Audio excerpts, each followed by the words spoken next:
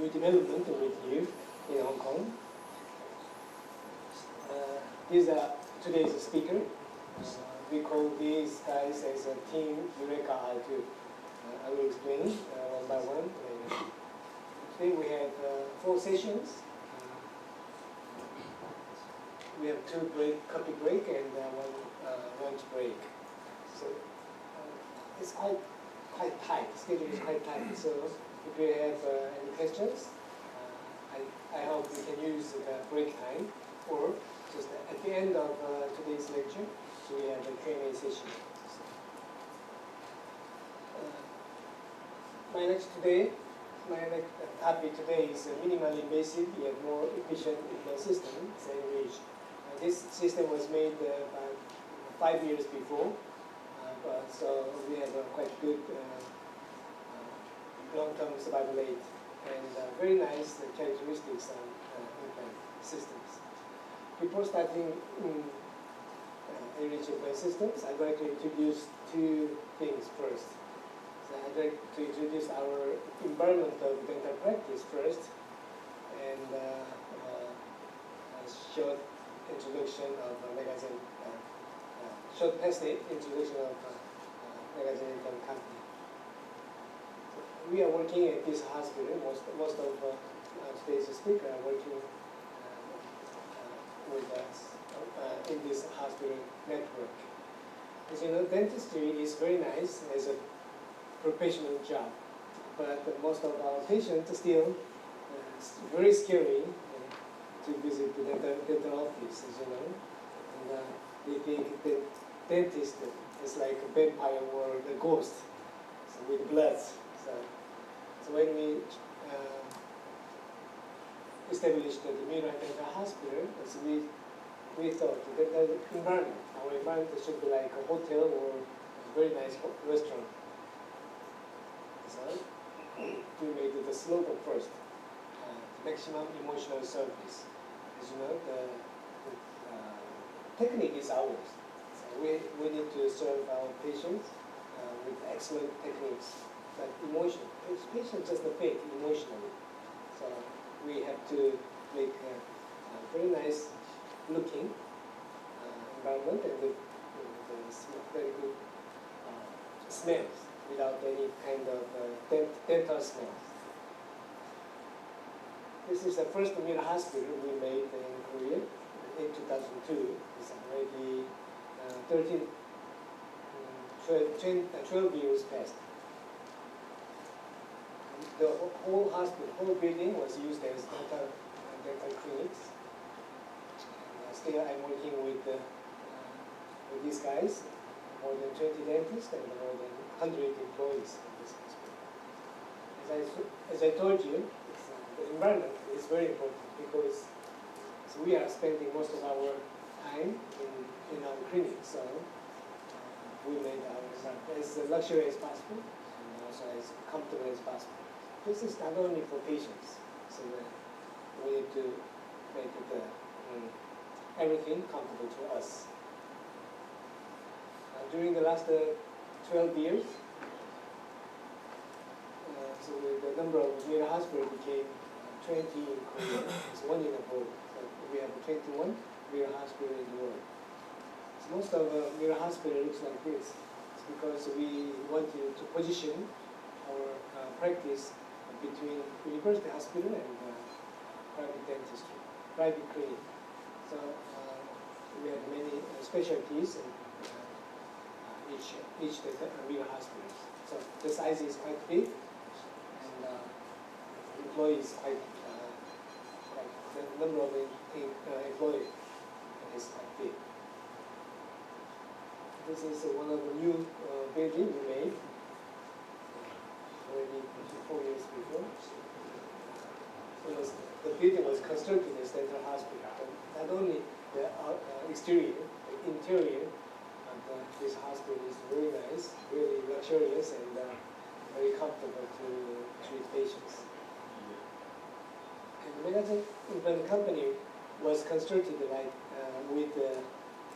wheels. So it was clinical clinically oriented company, not commercially oriented company. So you will see how we approach whenever we develop something new. The Megagen implant company was started almost at the same time with Mir Clinic. So it was started in January 2002.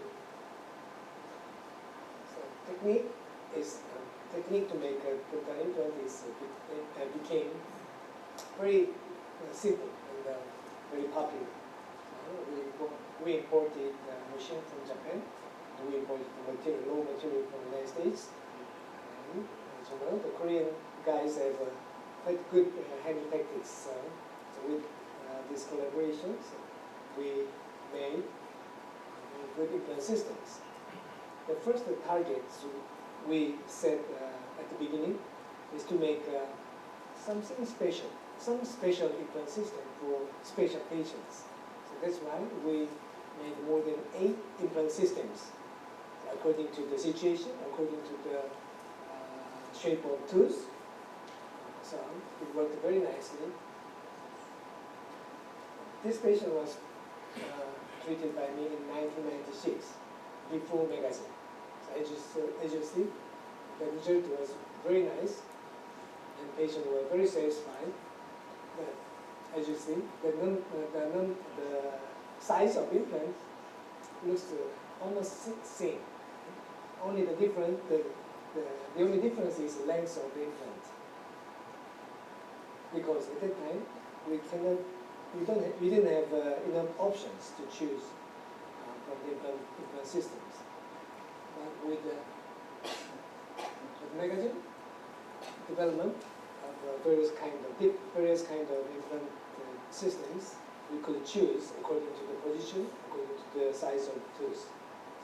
For the small tooth, so we need to use a small diameter, skinny diameter of implants. So for this, because of mandibular nerve, we cannot choose long and narrow diameter, regular diameter of implants. So we developed a very short but very wide implant system. So this implant also had this implant, short implant, has almost the same implant surface area with this implants. So it was strong enough. From here to here, the surgery became very easy, and long-term survival rate was also very nice. So this looks changing implant system according to the situation of patients is much more logical than just placing longer implants, so regardless of the locations. But this kind of approach made more patients actually. So sorry for my cold. I got cold on the flight. During the development, we made some world record. Actually, the rescue implant system has world record when it was developed in 2004. The widest implant system. At the time, in 2004, there was only 6 millimeter diameter implant. It was the widest implant system in the world. But we extended the size to 8 millimeter. 6, 6.5, 7, 7.5, and 8. And so it was very nice to do immediate implant placement into molar extraction sockets. The smallest, the skinniest implant system we made, and also we had a world record. This intermediate implant system was made for temporary implant system between the main implants. But with the time, the clinicians found this skin implant is very nice for the small teeth on the maxillary anterior or mandibular anterior or maxillary lateral incisors. We start from 1.6, 2.0, 2.5, and 3.1. So you can choose according to the situation. Still, we have a record on the skin, the narrowest implant system in the world. The shortest implant record still we have. So when we developed this 5mm short implant, the shortest in the world at the time was the bicone implant, which is 5.7mm, the shortest one. But after this, they developed the 5mm short implants, and still they insist that they are the shortest. Anyway, to place the 5mm short bicone implants, you have to place the platform of implants 2 to 3mm under the crest. So actually, in that case, we don't need to use that much short implants. But with this 5mm, this is 5, this is 5, 6, this is 6. So 6mm short implants. Actually, we can use the same surgical techniques with the other implant system. So this works very well, especially for the patient who has systemic disease, and for the dentist who wants to do minimally invasive surgery. So we have very very good long-term studies on this. And we made many journals, articles published on the major journal. So the history of the company is not very long, but we have among the Korean implant company, we have only company who has lots of patents, domestic and international patents. So we are making 8 implant brands and 1,400, more than 1,400 related components now. We have distributors throughout the world. As the number of distributors is increasing more and more with time, and we attend most of the important exhibitions in the world, even though the size of booth is not big enough, but it's becoming bigger and bigger. Anyway, this is a short history of megagenhk company and the environment of the development of implant development. I'd like to show you short videos how implant was developed during the last 50, 60 years. And this is the implant system is really a grace to us, dentists, as a dentist and as a patient. This is a short video, 3-minute video. That's not correct, sorry. Dr. Bonnemar of Wittenberg University, Sweden, discovered a phenomenon called osseointegration while studying bones and blood vessels. Dr. Bonnemar successfully performed a surgery placing 4 titanium implants, supporting dentures on the edentulous lower jaw of his patient, Mr. Larsen. The Swedish government officially approved Brånemark method, announcing that the procedure would be covered by the National Health Insurance. Finally, the titanium implantation procedure was recognized by the World of Dentistry in Toronto Congress in Canada, and began to be actively used from North America.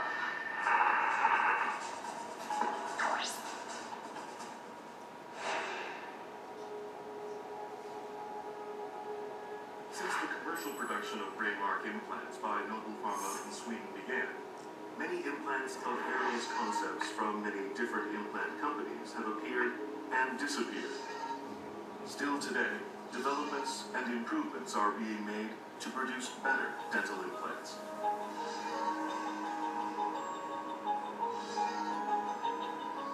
It was proven that the roughness of the titanium surface greatly affects osseointegration, spurring companies to innovate on surface treatment techniques, such as SLA anodizing, TiO2 blasting, TBS, HA, RBM. In addition, enormous advances in regeneration techniques and materials, diagnostic equipment, and surgical tools have been made.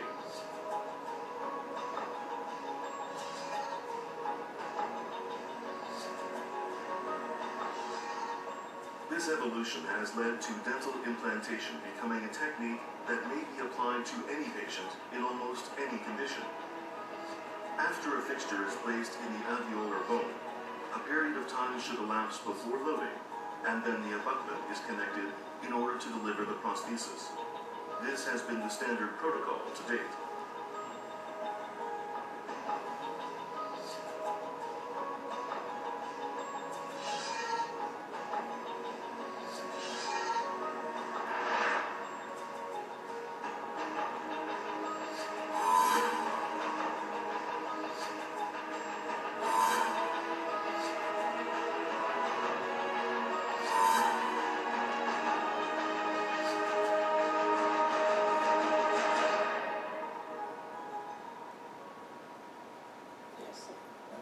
In my mind, it's really good.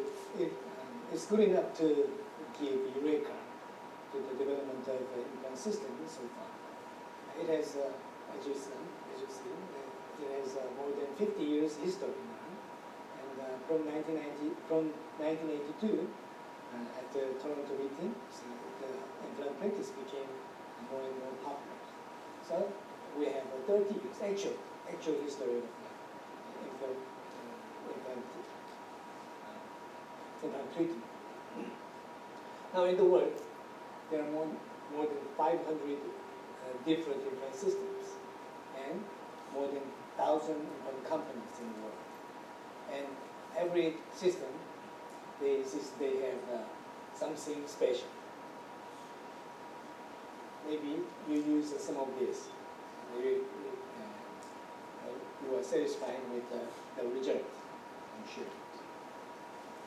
But whenever we meet something, new technology, new techniques, and new concepts, so we need to have some journey from your safety zone, from our comfort zone, to the place where the magic happens.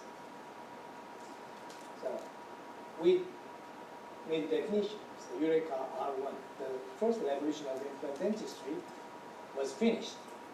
It was established, well established. So we are trying to make another advances from actually 3 years before. So we want to change the treatment, the protocols of the implants. So we named this project as Eureka R2, the second revolution in implant dentistry. In this project, we made three themes. The first one is to develop software to do the diagnosis and the treatment planning. Not just making diagnosis and the treatment planning can be done with many other implant programs. But we wanted to make a real digital programs. So not only treatment planning, so we can take it out your data to make the actual surgical stent and actual prosthetics before your implant placement. So it's a different concept of implant treatment, and it's a top-down procedures. And after this, we wanted to make one-day implant more popular. So, some concepts, tooth in an hour, something like this. But actually, you will see how we are making one-day implants. And the patient reach usually gives us a big headache, and it takes time, and it needs a lot of good surgical techniques and materials also. So we are developing another systems to overcome insufficient regions through these programs. Today, we will show all of this, but not everything, so because of time limitations. But you will see the core of our Eureka R2 project. So through this project, we want to make this from manual dexterity to the second nature. Not only the expert, even you are the beginner, you can make the same result with an expert. So for manual dexterity. So we want to, for everybody to make that second nature. Okay. Let's move to the topic. Today's my topic is what is the ideal implant systems? As I told you, we have more than 500 different implant systems in the world. Something different. But I can say, in advance, the Anyridge implant system is one of the best, which can give us minimally invasive yet more efficient.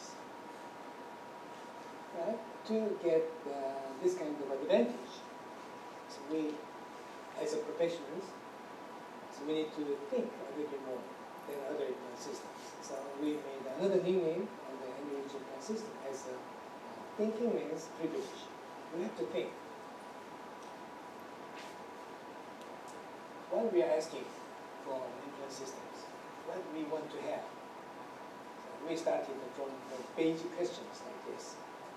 Everybody wants to make a smaller osteotomy sockets to preserve the precious remaining bone to place more implants. So less bone reduction was the first requirement. And we need to have excellent initial stability and immediate placement becoming more and more popular. And for preservation, patient wants to have teeth immediate surgery and immediate or early loading with a permanent restorations is more tempting, and the first iteration is another target, and earlier final restoration after this, and we need to preserve, maintain the crestal bone as high as possible, and less failures, a strong body, and better stability to lateral force, and no screws. All of these are the complaints from our customers and from my colleagues. So we put all these questions on the table to develop the new implant systems. Again, in advance, so what system can give us all of this? Some system has some advantages on certain part of these questions, but not all. But I can say Anyridge implant system can solve almost all of these problems. I will explain some part of this. So with these questions, so we tried to make drawings. What is the ideal picture, implant fixtures? So let's say this is patient's edentulous ridge. To get the initial stability, better initial stability, the taper design is always good. And we made the apical diameter as narrow as possible with a round end. This is another advantage, big characteristics of this implant system. I will explain later. The biggest problem comes from this area. Actually, our patient has very limited crestal width. So if we place this kind of one of the typical implant system in the world, so usually we have very thin remaining bone on the buccal and lingual side. It makes bone destruction, bone reception, and then the gingival recession will follow. So we decided to maintain, preserve this area, at least 1.5 millimeter or 2 millimeter on both sides of the remaining bone. This is critical for the long-term maintenance. Most of the implant system in the world has this shape, tape design, and the widest area at the top, at the platform. So this is good for the initial stability, but not good for the long-term prognosis. Other implant system like this has the same shape. So we draw on the paper like this. Yes. If we make this kind of shape, so we can preserve this area, but instead we can get more surface areas to contact with bone with a different thread, different and a knife-shaped thread. And also we changed the concept of cutting edge from the apex. Cutting edge is another, has some advantages, but it has a disadvantage also. I will show later also with my presentations. So we made a dip and a knife thread without, and we eliminated the cutting edge concepts. What is the ideal abutments? It should start from the ideal crown first. And the connection parts between abutment and fixture should be should have the anatomic design, anatomic curve, like natural tooth. And this is just a common features we need to have on the abutment systems. So finally, the ideal abutments was made. Yes. And the connection is very, very important, as you know. We made a quite long pegs and quite steep 5-degree connections in these implant systems. I will explain again with the movies. And with this connection designs, the importance of abutment screw became much less. So the abutment screw just worked to introduce abutment into the fixtures. And after that, even we take out the abutment screw, the connection was not be separated. So we could make the abutment screw as small as possible also. So in return, the thickness of the metal wall became thicker. Not only on the abutments, the fixture also had the thickened metal walls. So even it looks smaller, and even it has smaller diameters, the strength of the fixture became better, became much better. Okay. And the screw is very small. You can see at the booth. This is another question we need to have. So what we need to consider in implant dentistry? What we need, the first one is prosthetics. The ultimate goal for the implant placement is to make ideal crowns on top of the implant. So the crown and the occlusal concept is the most important things. And surgery in this area is the next importance. Is the next importance. So we need to consider the implant design and the condition of the surrounding bones. And after this, after surgery and the prosthetic making, and we need to focus on the maintenance. Most of the problems on the maintenance phase comes from these areas. It's the connection and the transinterchangeable tissues. All three are very important, but we need to start from the surgery part.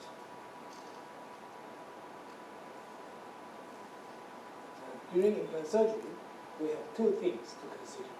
The first one is we need to get initial stability, excellent initial stability. And the second one is faster osseointegrations. And initial stability comes from the macro design, macro structures. It's design of the implant systems. And the osseointegration comes from the micro design. There is surface treatments. This is two key of the implant design. Both are very important. Both are very important. But if we need to choose only one from these two, what is more important? In my mind, is that this macro design is more important than the surface treatment. I know many of you are using ITI implants and Straumann implant systems. Straumann implant system is very, very nice on the surface treatment. Maybe the best one in the world. But they don't have design to get very nice initial stability. So they put this sentence on the ITI consensus this year. So primary implant stability is critical for predictable osseointegration. Absolutely it is. Even surface treatment is also important. So to try the new paradigm, new protocols and implant surgeries, we need to make an excellent primary initial stability with the surgery. Well, I try to ask you, what kind of surgery you are doing? So let's say this is D1, very nice, very hard bone, and this is D4, and loose bone. According to the companies, the manufacturers' recommendations, we are going to make the same osteotomy circuits, right? So from number 1 drill to number 5, so, for example. So we will make same size of osteotomy circuit, regardless of the bone conditions. And then, because we made the same size of osteotomy circuits, we are going to place the same diameter of the implant systems. Sometimes you can modify the surgical technique a little bit, but basically, this was true. When we place the implants like this, so what we can feel? What's the difference from here to here? So it will be the initial difference on the initial stability. This implant will have much nicer initial stability than this. Right? And again, what we can do, what we did with this kind of conditions. Even 50 years passed, we are still following Dr. Brenneman's protocol on the loading concepts. And we waited much longer because we got less stability. If we can adjust, if we modify implant systems to get same initial stability, we can start the prosthetic procedure at the same time, even on the loose bone. On the design, Anyridge implant system has 10 different diameters, from 3.5 to 8 millimeters. So it looks a little bit complicated, too many implant diameters, but no need to worry about that. So if you look close, there is only 3 implant systems with Anyridge implants. The first one is 3.5, which has 2.9 core diameter. 4 is the diameter on this area. From 4 to 5.5 has the same core of 3.3. And from here to here, the core diameter is only 4.8. So, no need to try to use all of this. If you want to try, just take three different diameters, 3.5, 4, and 6. This 3 is enough.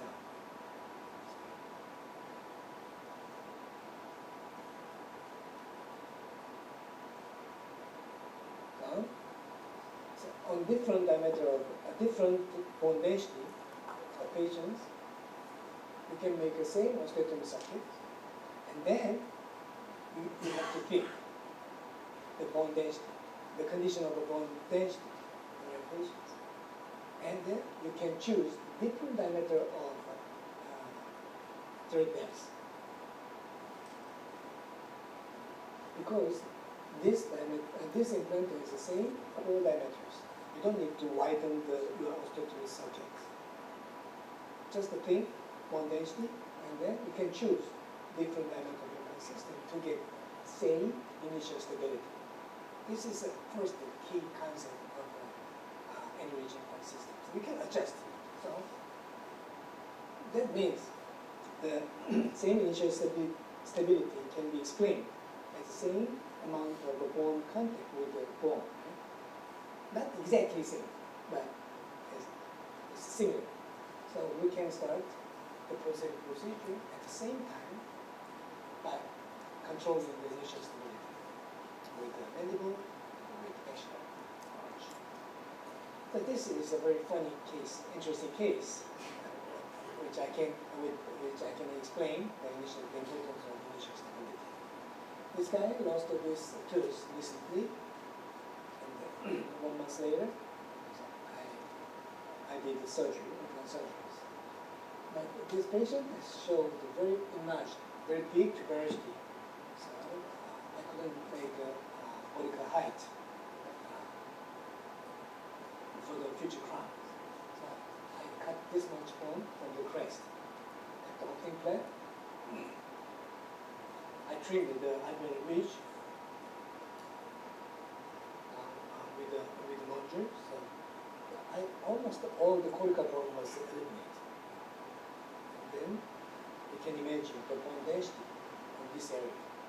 Even we have cortical bone on maxillary posterior, we classify the bone density as a type 4, the loose bone. But I took all the cortical bone out away. So the bone density will be typical type 4, more than type 4. So in this case, how long we should wait?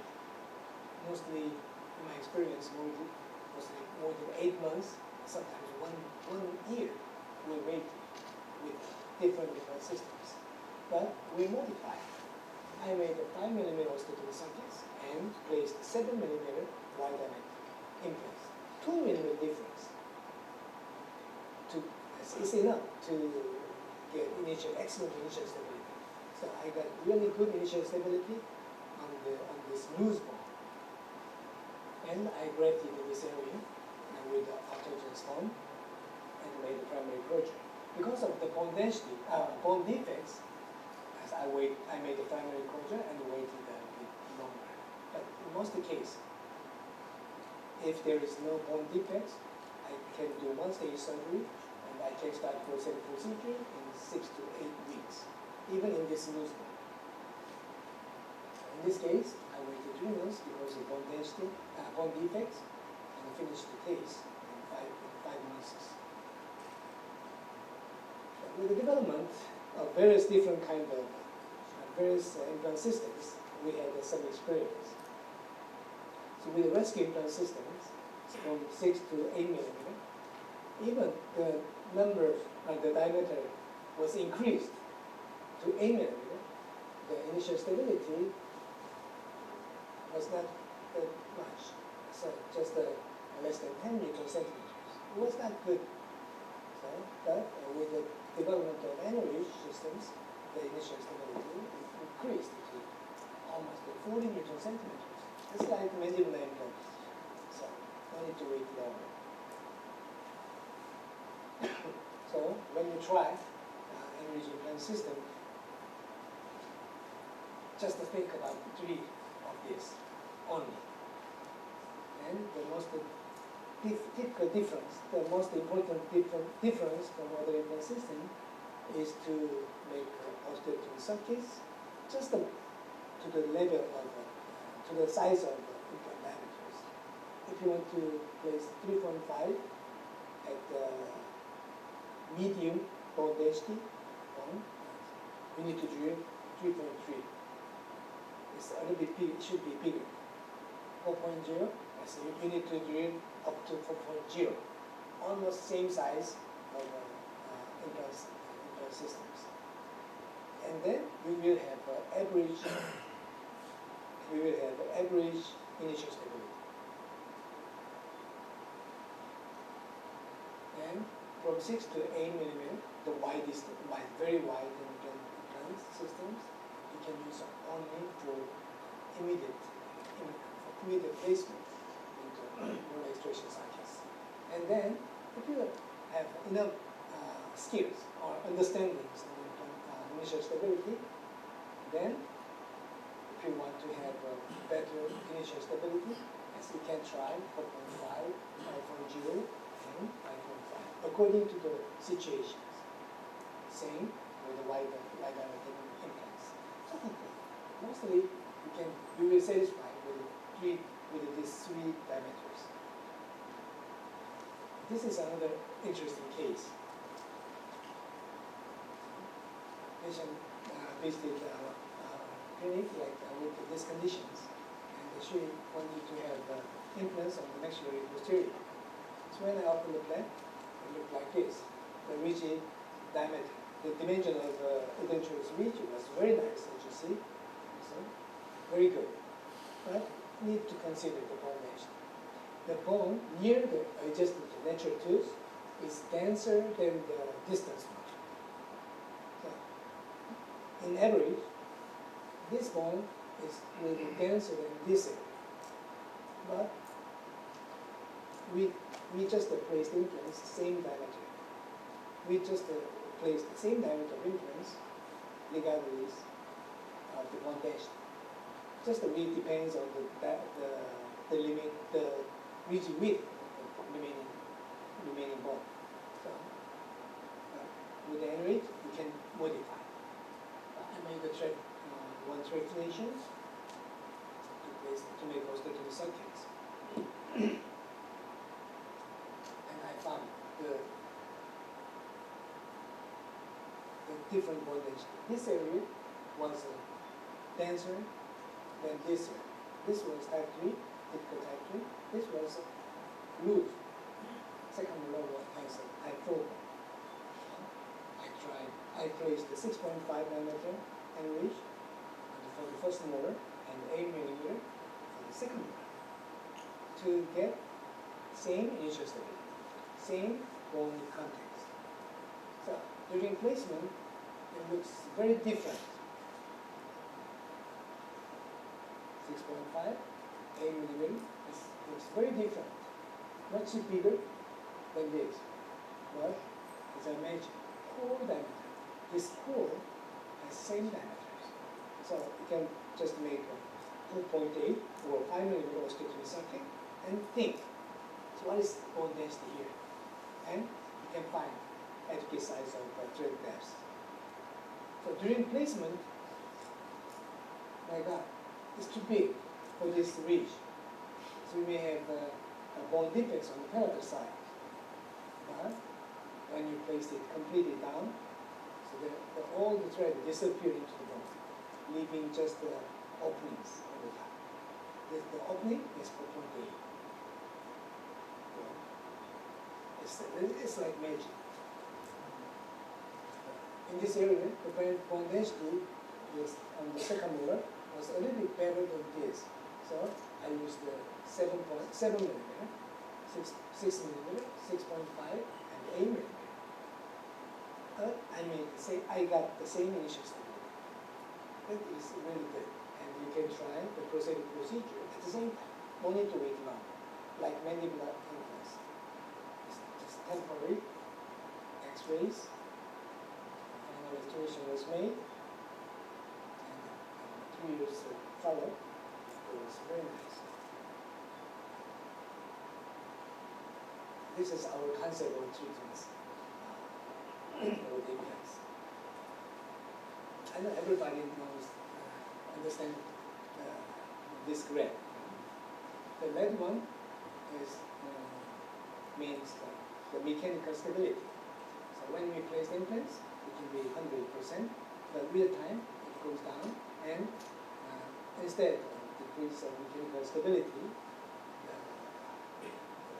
oscillatory, the second stability by oscillation increase, but it takes time. So during third and at the stage of third and the fourth week, we have the weakest areas for stability. That's why we are waiting more than 1 month. Probably most implant system recommends to start the procedure after 6 weeks because of this. And on many literatures, we have more than 500 articles on this initial stability and ISP value. So most implants shows like this, the pattern of ISP value, initial stability like this. Especially here, third and fourth week. But if we can make initial stability here from start from here, not going down, always going up, or metastasis, plateau. So we can do much better. We can do very nice treatment protocols.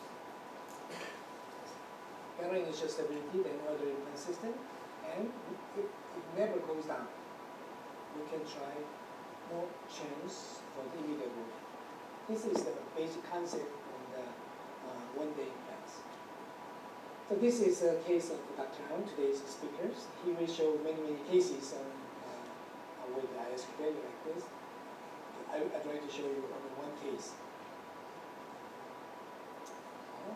This patient had immediate implant placement of the maxillary arch. He placed the 6 implants. And we checked the ISQ value from day 0 to 4th week. All the implants show increase of ISQ value.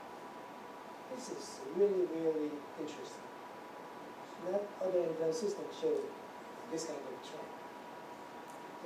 So far, this is the only implant system we have to get this kind of ISQ trend, initial stability. Not only this one, he measured more than ISQ value for more than 1,000 implants for the last 7 years. So this is true. So he could place the temporary function, not just the aesthetic temporary. This is functioning temporary prosthetics in 4 weeks, because he has confidence. All ISQ became stabilized or still increasing. So we can deliver temporary crown with confidence. Dr. Han, at the break, he will present this topic. Why we can have this kind of ISQ value, initial stability patterns. Stability patterns like this, in our mind, is from the shape, the design of implant thread. Usually we had the conventional thread like this, 60 degrees. But when it was placed, it compresses, it presses the leaving bone too much. So at the hard bone, it can make the compressive necrosis much more than this knife thread. So because of this compressive necrosis, we have some decrease in the initial stability at the placement for 3rd and 4th week. Then it goes up. With this thread, if we have this very nice, very thin knife thread, even it was placed into the loose bone, the stress to the bone can be minimized. Compressive necrosis, if there is, will be minimum.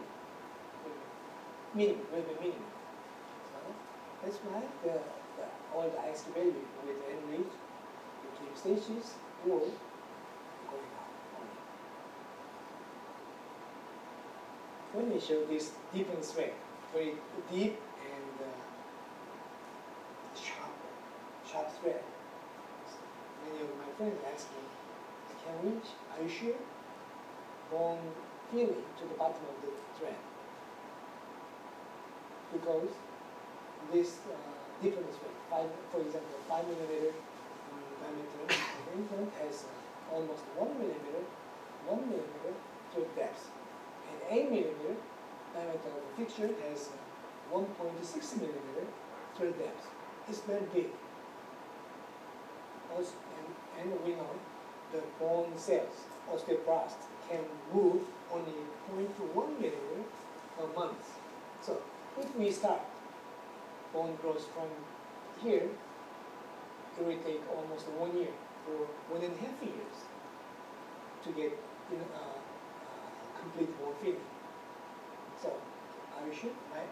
Many of my friends ask me, are you sure the complete bone filling to the bottom of the thread?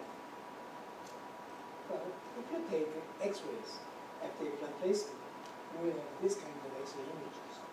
There is no radiolucent areas around the implant length.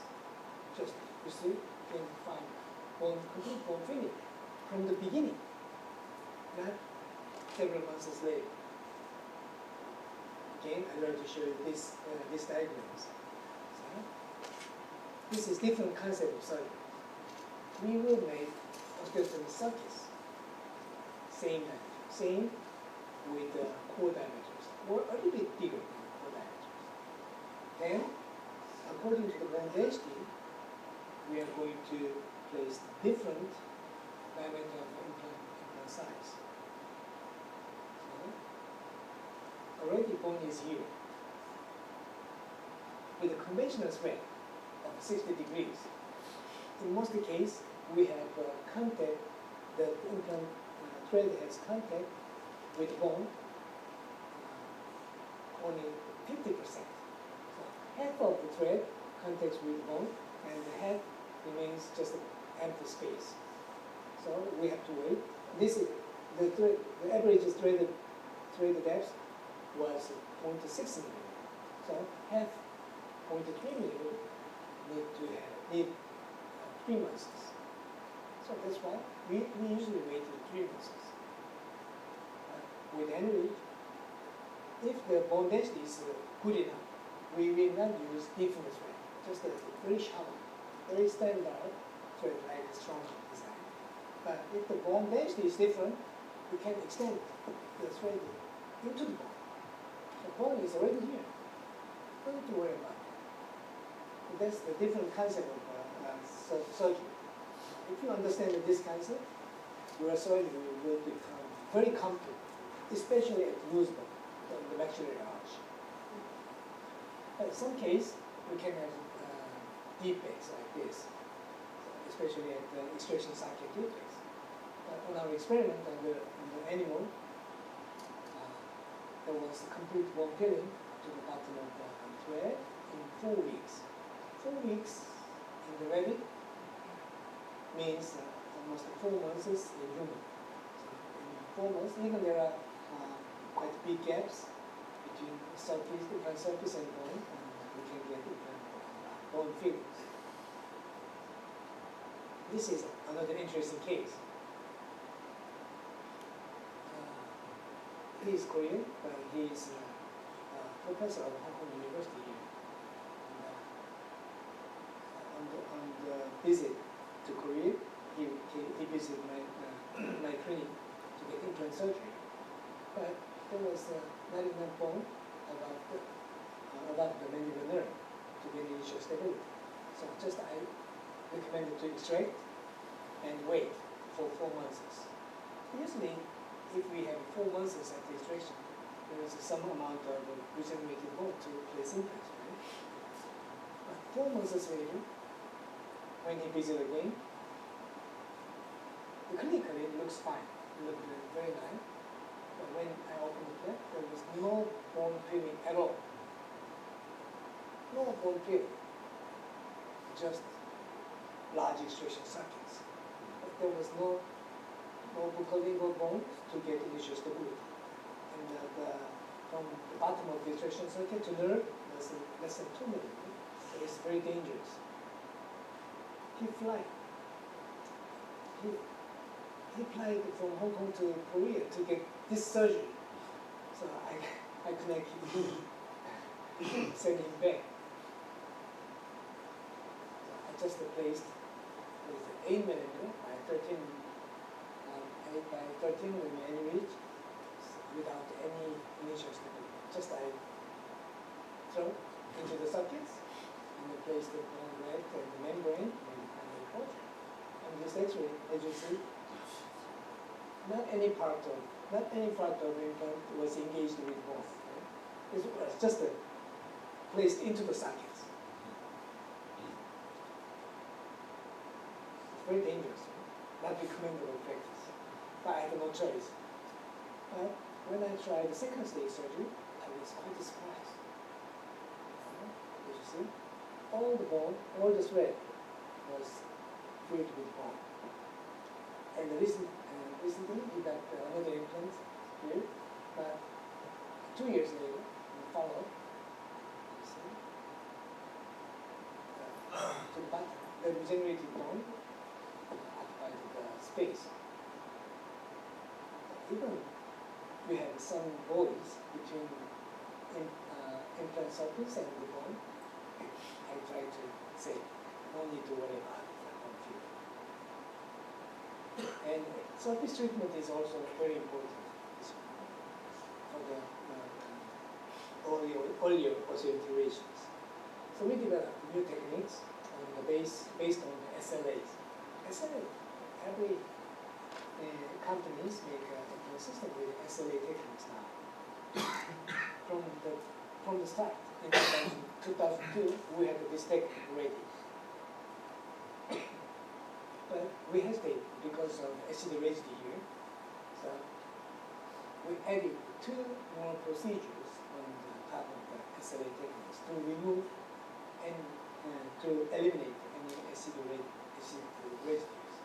The first one was alkalization, and the second one is calcium incorporation. So this is much safer. And on the higher magnifications, so you can see some scales on the etched surface. So this scales is calcium titanite. It fastens the osseointegration procedures. 15% in our experiment. So this is faster. So with the development of Anyridge implant system, it comes up. The initial stability went up this much, and with development of surface techniques, the initial stability and the second osseointegration, second stability became better. So we could maintain the initial stability, the highest value like this. The connection is also very important. All the problem comes from this area. We tested many different connection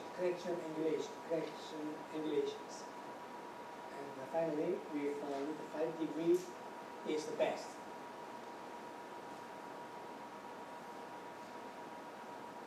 This is really strong. The connection is very, very strong. It's compared with other implant systems. It's stronger, which is 16 degrees in connections. Bicon, 3 degrees in connections. Our 10-degree Anyridge connection is this much per force. This is the force needed to separate the implants from pictures. So I personally placed more than 2,000 Anyridge implants so far. There was no screws. I started with the brain magnetic system with external hex. So I had many cases with screws. Losing of screw can make a big headache. But with this system, not a case. This is a funny video to show the strength of the connections. The lady connected abutments with the fixtures only with the finger force. Finger force cannot be more than 10 Newton centimeters. This is a lady, so I think the connecting force was around 5 Newton centimeters.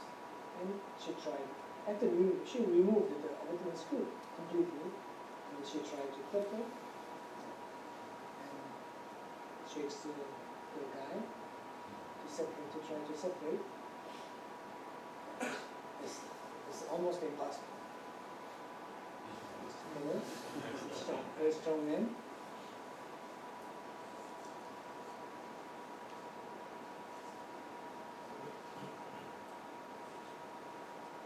We can say this connection can make a real cold wave with minimize connecting. Minimize torque force. So you can use any region consistent, anytime, anywhere. I'm going to move to the apical design. I emphasize that this design can give us another advantage to us, like this, especially at the maxillary anterior immediate placement and the ridge split technique. For the ridge split technique, I will make presentation in that moment. So when we place implants into the immediate extraction cycles, especially on the maxillary anterior area, we have to make osteotomy subject to the palatal to leave more space here. This axis and placement is very, very important for the aesthetics, for the maintenance of the aesthetics. If you place this kind of implants with the cutting edge, implant itself is good, but during placement, whenever the cutting edge meets the bone, it can be wobbled. It can be forced to move to the left. So sometimes we have bad angulations and not enough space in front of fixtures. So if we cannot make enough space here, we may lose bone, and eventually we will have gingival recessions. That's why we eliminated the cutting edge from the apex and made a round-shaped apex. With this design, the fixture will follow the osteotomy subject remain exactly. And this is another case, a very simple case. At the extraction, I removed all the granulation tissue from the subject and the osteotomy subject. I will get to palatally. So we have certain numbers, as you know. The platform of the implant should be 3 mm from the gingival margin, and the platform should have more than 2 mm space labial to the labial side. So this is 3 mm apical, 2 mm lingual is the basic principle of implant placement on the maxillary anterior area. And I connected temporary abutments. And after connection, I found that there was some gingival recessions on the extraction cycles. So I placed crescent-shaped connective tissues to maintain the gingival height. This is very nice techniques, and my mentor, my teacher, Dr. Thomas Han, developed these techniques in 1996. Very nice technique, simple, very efficient. And I created the plastic temporary with high speed to deliver the temporary crown immediately at the chest side. This X-ray was taken immediately after surgery. As you see, there was a small gaps here to show the extraction subjects. Right? 3 months later, healing was very nice. And then I made a customized abutment with the zirconia. I made a zirconia, porcelain picture the zirconia crowns. Yes, the X-ray was perfect. It looked very nice. Even there is some space, but as you know, the space will become smaller and smaller with the time, with half of the natural tooth. But the problem starts from here. Even it has only 80% of scores as a result, the patient was very satisfied. So the problem starts. Our headache starts from this point. Can this result be maintained forever? So we need to have question on this. And where we have problems. From where we have problems. Mostly, as I told you, from here. From connection and transgingival tissues. Now, the platform design and the connection is very, very important. Let's move to maintenance area, connection and the transgingival area. It comes from this area. From this full implant system, so which system can give us better peri-implant biotype? Biotype is important. So we need to have a certain amount of bone and a certain amount of the gingival thickness to maintain the aesthetics and the healthiness. I made this kind of prosthetics more than hundreds. So, until 1990s, so early 1990s,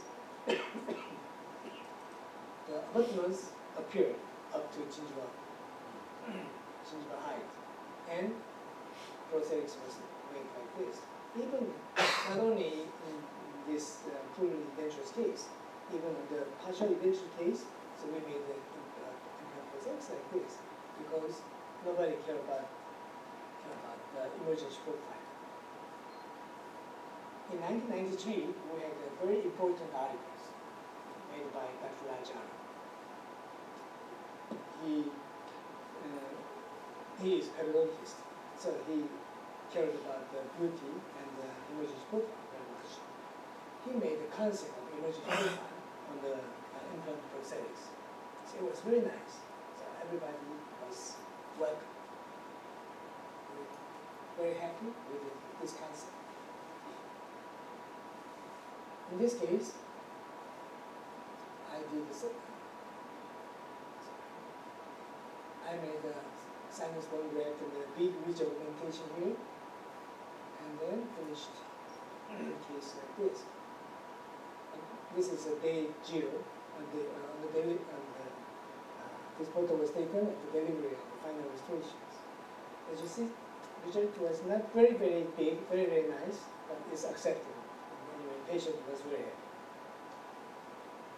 But on the follow-up, 2.5 years later, even there was no difference on the radiograph, patients started to complain in these gingival recessions.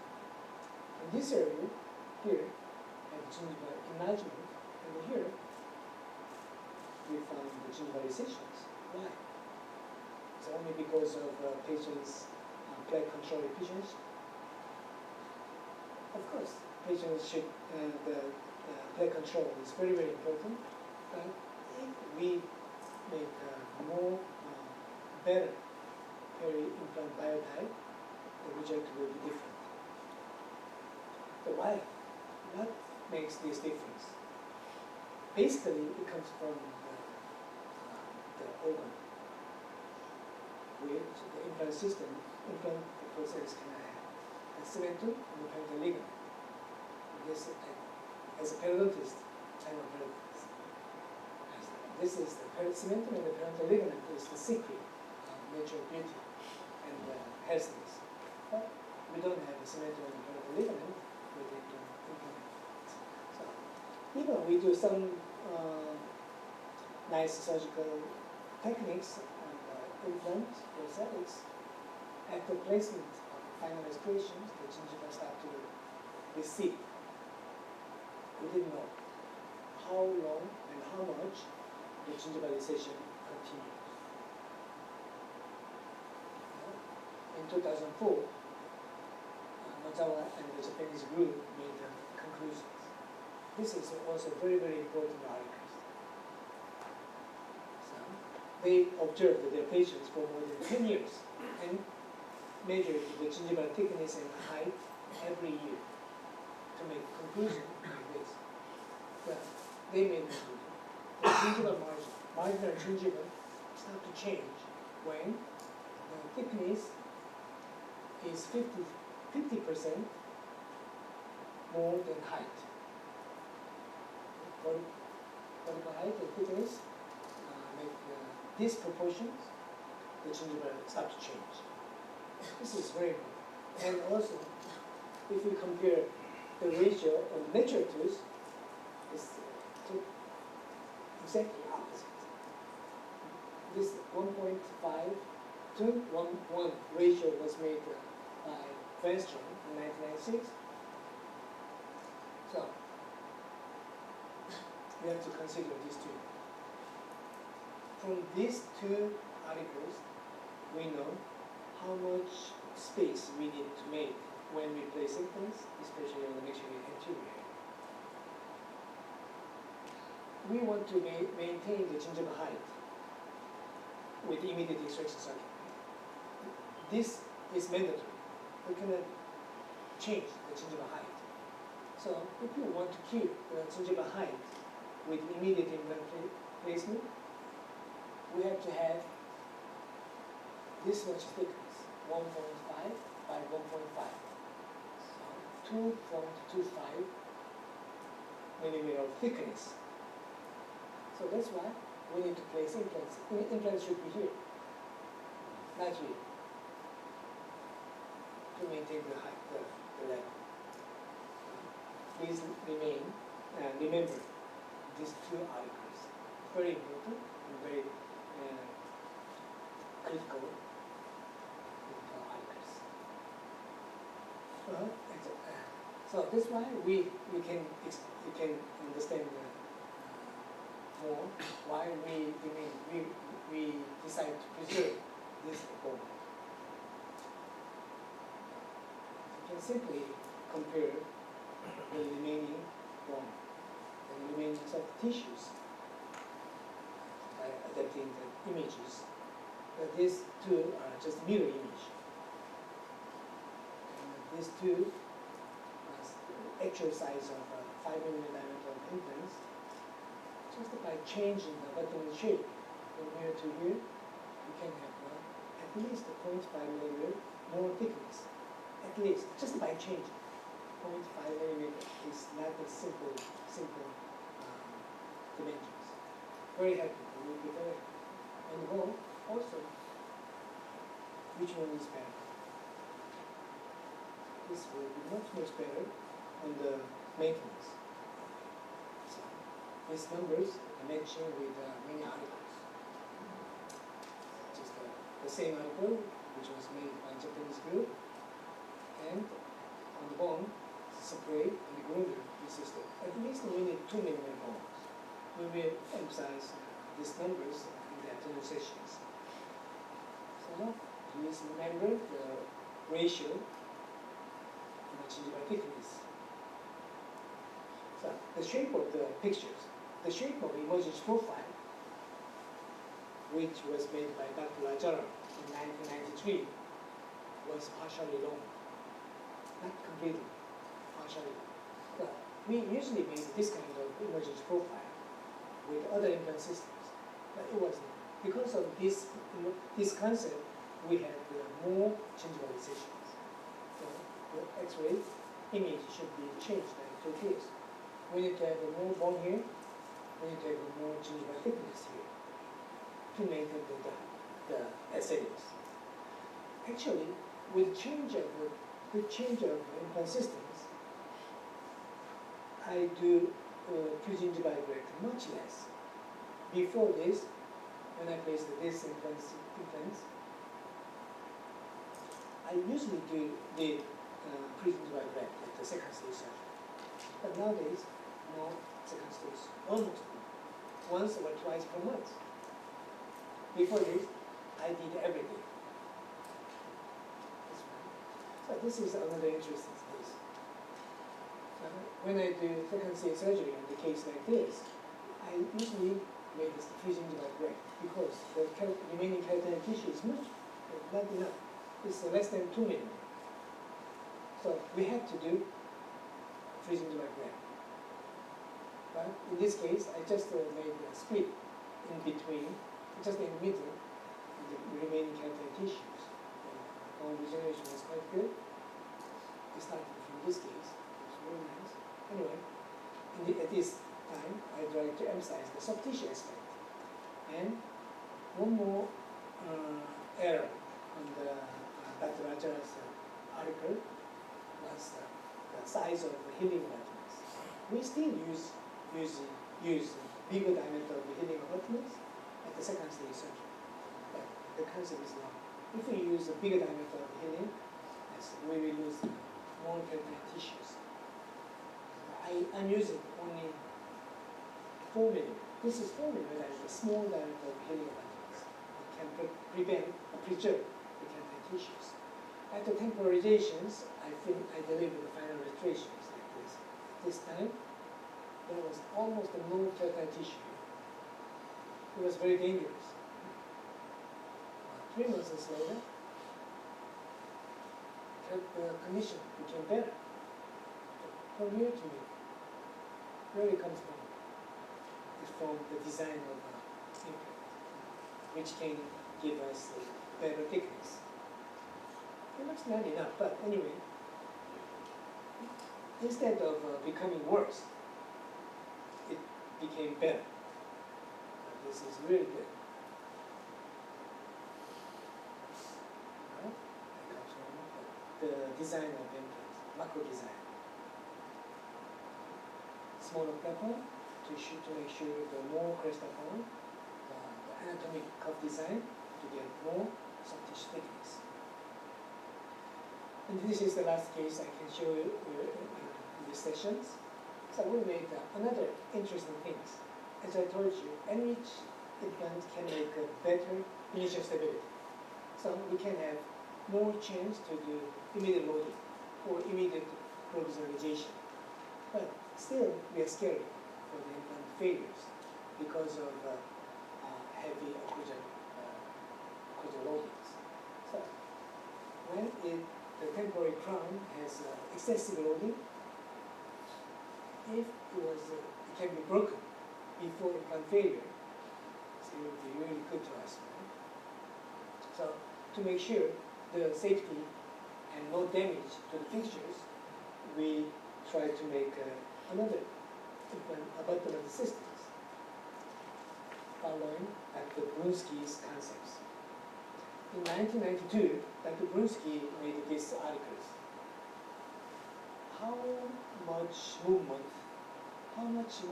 can make implant failure? At the time, he didn't mention implant failures, just the fibrous integrations. So he made a conclusion on this number, 100 micron. If an implant which was placed securely into very nice bone, if the implant has more than 100 micron movement, it will be fibrous integrated, not osseointegrated. Nowadays, fiber integration means failure. So, if we can protect fixtures not to move 100 microns, eventually it will be osseointegrated. So, we have tested. I placed the implants securely on the standard all black and tested. I tried to move how much force we need to move 100 microns. And the number was 220 newtons. In kilogram, it was 22 kilograms. So if we can protect the fixtures from this force, yes, we can assure the osseointegrations. So we developed the connections of the temporary crown, and finally, in average, the fuse abutment will be broken at 180 newtons. So it can protect fixtures. So the fuse, the name fuse came from the electric box. If it's a heavy currents to protect the electric devices, the fuse can be broken, can be disconnected. Concept of fuse abutments. This is the last case. The patient was almost 80 years old. 80 years old. 10 years before, I placed a 6 implant here and made a temporary crown at the chair side immediately. She was very nice. She was very happy with the temporary crown. And 10 years later, she got problems on the upper teeth and came visited again and asked me, Dr. Ba, can you we have to make teeth immediate after implant placement, or I will not have implant surgery. So the mandibular bone is very nice to the immediate loading, right? But maxillary arch, even I can place more implants, so it will be hesitant. anyway, she wanted, and I need to do. After extractions, I placed 8 implants with excellent initial stability. And after that, I connected 8 temporary cylinders. This is kind of fusing. We have 3 different kind of fuse abutments. Just the angulation is different. So this will be broken at 180 newtons. I made the preparations to deliver temporary crown. This is just after surgery. I found the thumb one was disconnected, so I changed.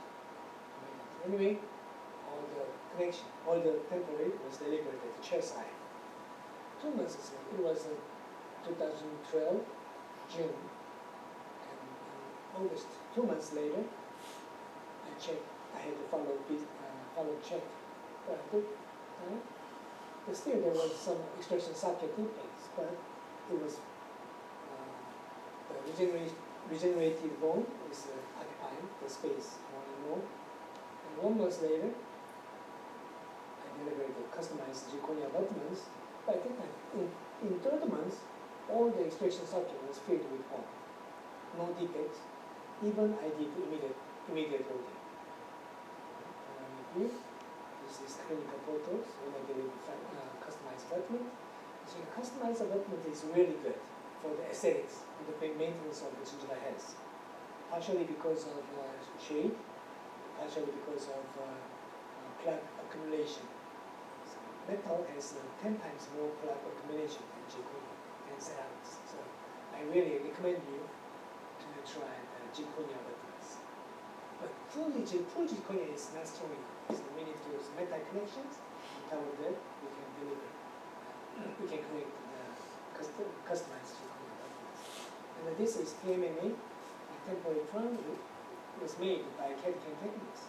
It's really good and it's strong enough to maintain the projectors. Much less fractures. And the final restoration was made by CAD/CAM also. It's full zirconia. Just I didn't add porcelain on top of zirconia. Just milled and staining on it. It's very happy. At the age of 80, she was very happy with the result. Not only did result, the whole procedures. She had teeth from day 0 to the end. She could maintain because of what? Because of initial stability. And excellent gingival responses with the design of the pictures. But this was really good. This result was very nice, but this is basically different approach. Actually, current approach. This is Eureka R1, the first stage of implant protocols. We place implants and connect the temporary abutments and make crowns. This is from bottom to top. But when we make a treatment plan, it should be top down. We have to imagine the final restorations, and then we need to consider the position of implants and connections. So it should be optimal. It was good, but we tried to make this concept with IT technology. Can we make diagnosis and treatment planning with the program, with the software? Yes, we have a lot of softwares to make treatment plannings, like Simplant. But Simplant is just a Simplant. Treatment planning only. We cannot draw. We cannot take out the result into reality. Can we make a surgical stent from this software? Yes, some program offers surgical stent, but in our experience, not accurate. So they always write at the top of the box. This is on your responsibility. Because the program itself is not accurate. There was some gaps. But one more important thing is to do top-down treatment concept. To make a top-down treatment concept, we should have this customized abutment crown before implant placement. Can we do this? No. some companies are developing like us, but not complete. This trial was the first in the world actually, and we made the completeness better than other programs. With this trial, we could make this one-day implant project in Eureka R2. That's right.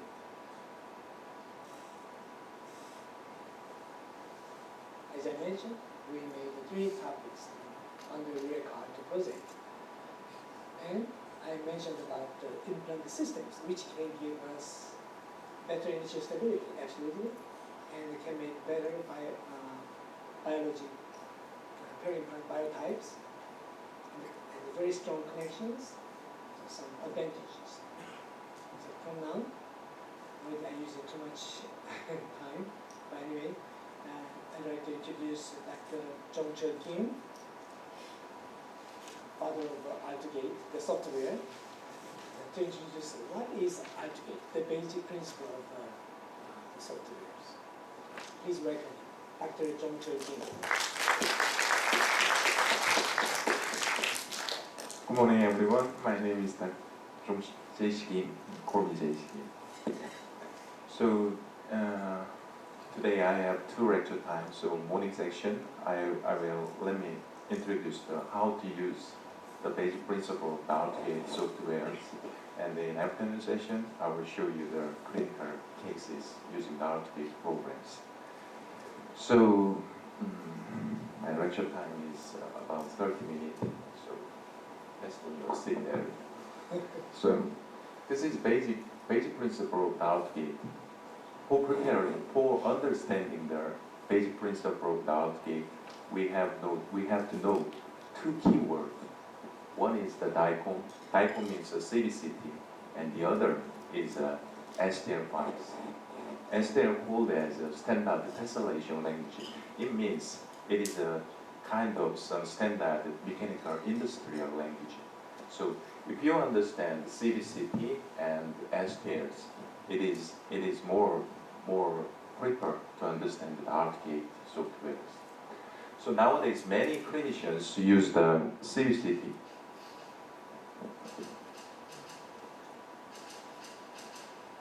Sorry.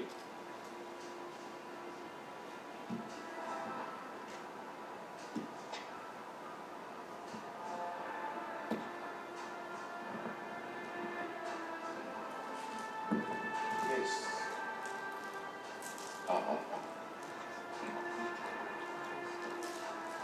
So nowadays many clinicians use the CBCT because CBCT has the best merit.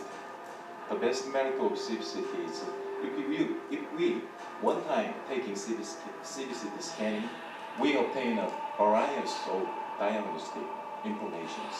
It means software from bone, teeth. Yes.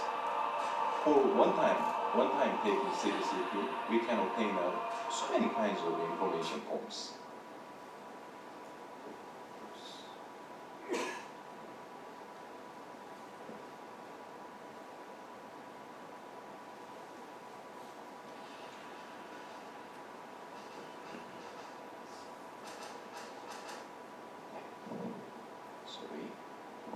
Yes, so using these machines, we obtain a CBCT. And the best merit of CBCT is we can see the bone information using these CBCT images. So using the software, we can see any site of bone or soft tissue image using the CBCT. But the disadvantage of this CBCT file is we cannot use this file in the prosthetic manufacturing stage. You can easily understand CBCT, the characteristic of the CBCT is a crowd.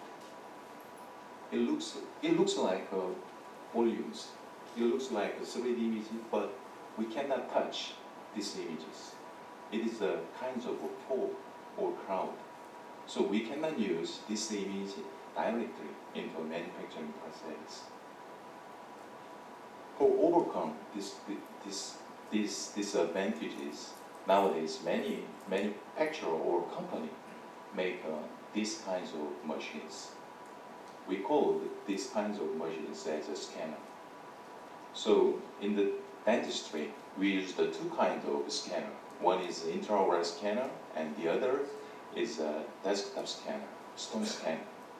So using these machines, we can obtain these kinds of files. We call this file as STL files.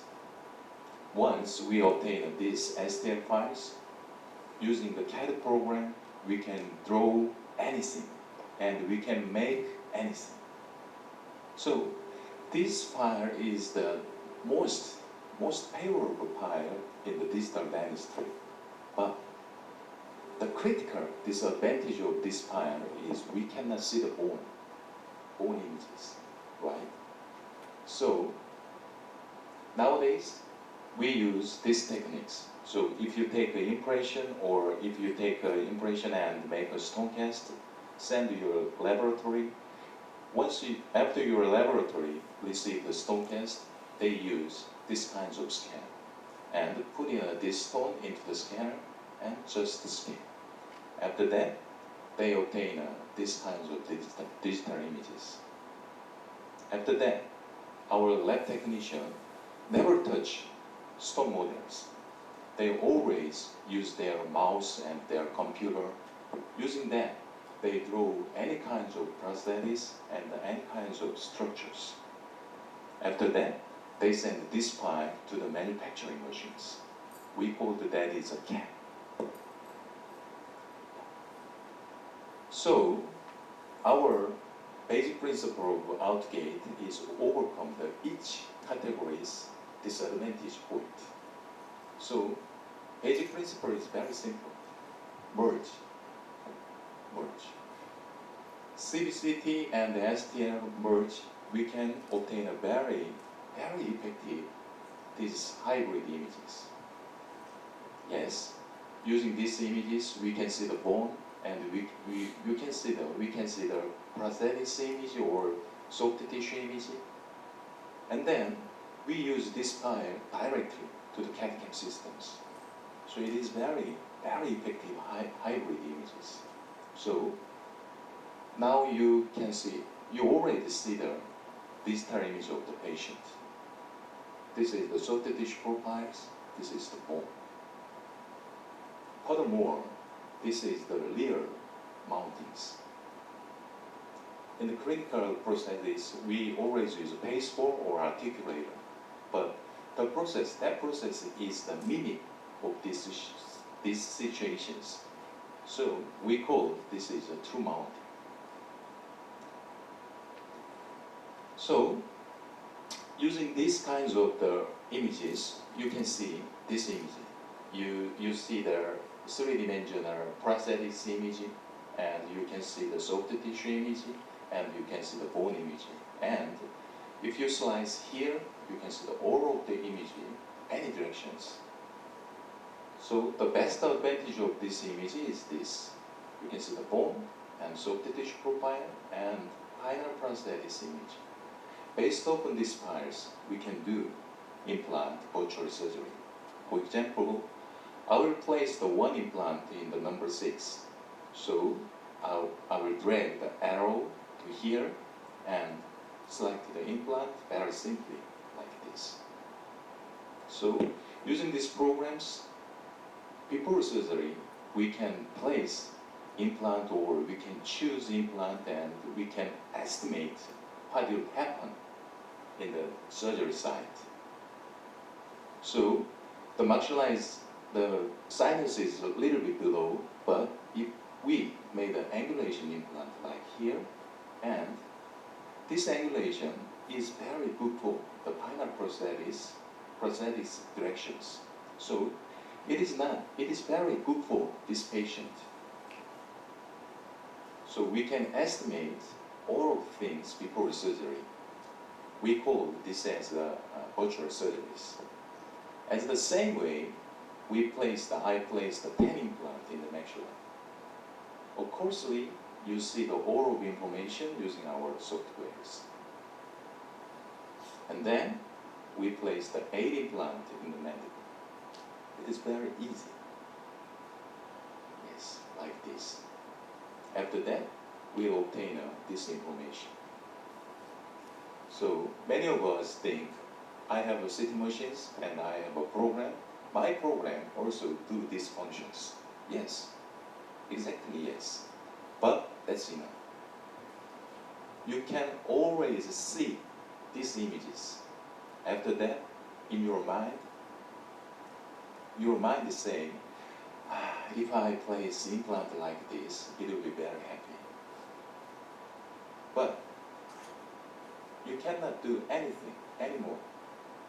That's why, because you don't have a drill guide. If you want to place implant this position, you have to have the drill guide, right? So our slogan is this: turning your imagination into real life.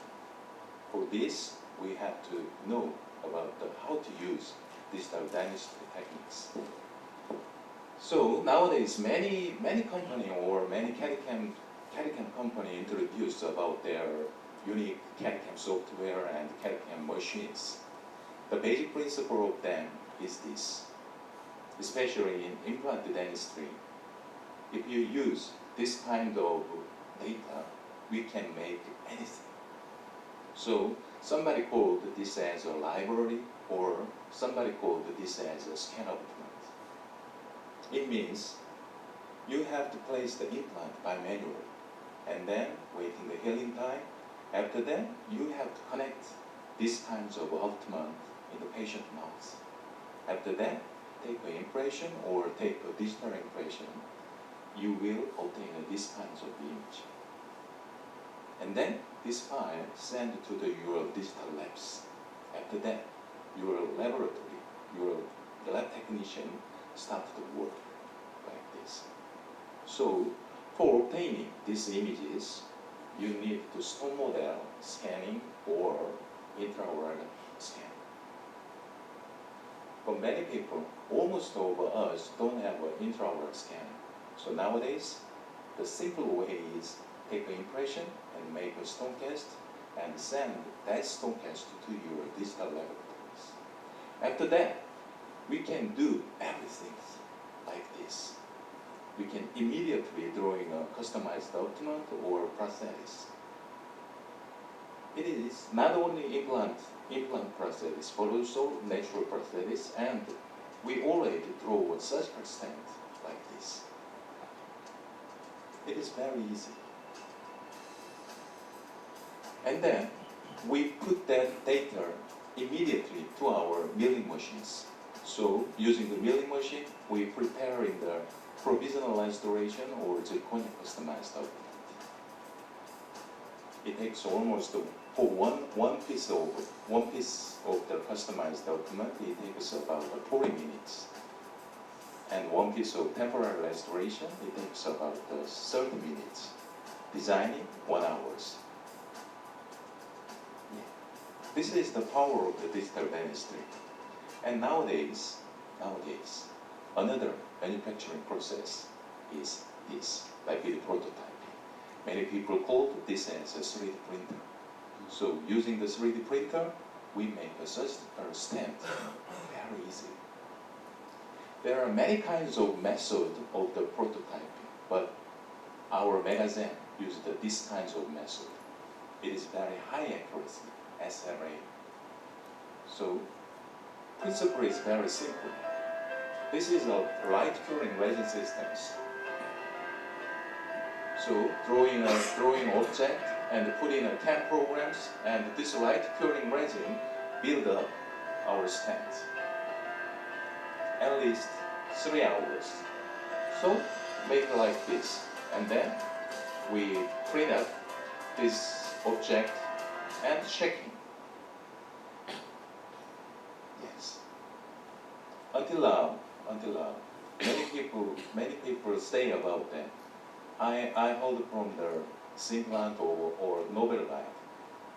So compare with that company, your program or your process is not new, but that is not true. Yes, I know there are many kinds of companies in the world. They are service surgical stents. But vast different point is they are always only use the diaphragm pipes. And their manufacturing process is very difficult, very complex. And more important thing is this. Their program fee is very high and their service fee is very high. So we cannot use surgical stents. Everybody agree about the purpose of the using of the surgical stent. But they always say that is so expensive, so I cannot use them. Yes. And this is the main basic procedure of other companies' process. Yes, for example, I will show you this chart. This is a free elite homepage menus. Yes, they also service surgical stents, and it takes totally about 1 month.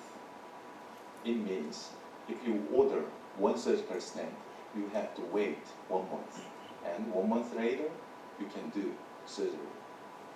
It is unreasonable. You pay a lot of money and you have to wait a lot of times. So our project is this: surgical stent and provisional restoration and customized abutment. Yes, we can make it before surgery. And our real working day is 2 days for one piece, one tooth. And patient visiting time is 1 time. It means today your patient visit to your clinic and take some preparation of some steps, and then 1 week later you can do these kinds of surgery. And these kinds of surgery we called as a one-day implant. As you see in these pictures, you already received the surgical stent. Using the surgical stent, you place the implant. Very nice position. And then, if you use the very powerful fixture, Anyridge, so if you obtain a very nice initial stability, you can directly connect the customized abutment and the provisional restoration. Through this, we make a one-day implant. Right? So we call this stent as an auto stent, and all of these CAD/CAM prosthetics called as a GIRZEN. So using the auto stent and GIRZEN and Anyridge, we can make a one-day implant. And all of these digital procedures service from our megagenhk digital dentistry part. So we invest a lot of money and we buy a very high technology machines and we hire very high technology lab technicians. They are made of all of these surgical guide and CAD prosthetics. And we call this part as a DDX. This is all dental express. Yes, it is express. So nowadays we made a lot of DDX center. So in Korea, actually we have two center of the DDX Korea centers, and in China we made the DDX China and DDX Taiwan, and two days before DDX USA was set up, and many of European nations preparing the DDX centers. So using these networks, we can make the very nice service times. That's why, because the best merit of digital dentistry is using the data. So using the internet, all files sent immediately in 10 minutes. After that, they receive a file and they manufacture their nations. Using this, we make amazing service times. So this is, for example, this is a KOL of the Netherlands. All of them are very, very big smile. That's why, because I tell them we will receive a surgical stent. What the price? after that, they hear about our price. They were so surprised, so surprised. So they were so happy and smiled. Yeah. And nowadays, they examine or research together with Korean doctors, virtual surgery and making treatment plans. And one day implant, they also research and plan with implant surgery, and they enjoy the implant positions. And they all satisfy our systems. That's why, because we are very upgraded levels. Actually, in Europe, European people already use the implant or mobile light for 10 years. And they are key adopter of that systems. And after they using our systems, they were so surprised. Yes, and the merit of the CBCT and the STR is this. Many people think CBCT pile is a very exactly pile, but that is not true. That is not true. Yes, can you see these yellow circles? If CBCT file is a correct file, using the CBCT and the STR file mergings, this gap did not will happen. But you can see these gaps. It means CBCT file is not correct. Many articles say same result. So our system's best merit is we can correct the CBCT file images. So using these corrections, we can obtain a more precise CBCT image. And based upon this precise CBCT image, we can make a more nice product. So nowadays, this year is the second year of the Eureka Auto. So this year we developed another diagnostic tool. It will be used in orthodontic field. So nowadays we are trying to make a virtual brackets and orthodontic pins. It will be used in the orthodontic field or mesosurgery field. Yes, and many orthodontic doctors see the ultrasound. After that, they very enthusiastic about their field. So they are very happy about this field. So orthodontic screw guide or CR split system we can make, and on a video, it means if we make some oral rehabilitation or the orthodontic treatment, sometimes we have altered the patient occlusions. In the case, we made very easily on a video crowns, and we can also make a CAD-CAM dentures. And nowadays, we can make a bonding systems cheap. So yes, we can use a lot of field using the outgate.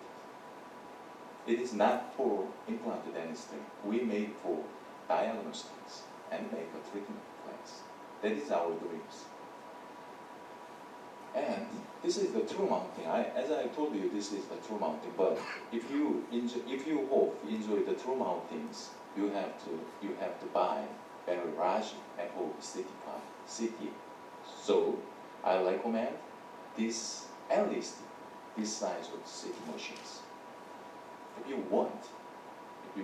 If you have a plan for buying a CBCT for the preparing the future, you have to buy at least this size of the CBCT. And then you can enjoy the outgate like this. So using the outgate, you can see there are a lot of image. This. Yeah. This is the soft tissue profiles. Yes. And then cutting the slide. Using these kinds of functions, you can see the amazing cephalo images. So you don't need the cephalometric machines. Only one CBCT, you can make the cephalo image also. So this is the new image of the cephalo images. is the CBCT-based cephalogy. And very clear, you can see the very clear landmarks because we cut the one side, cut off the one side. And if you click the landmark, the program automatically analyzes the patient patterns.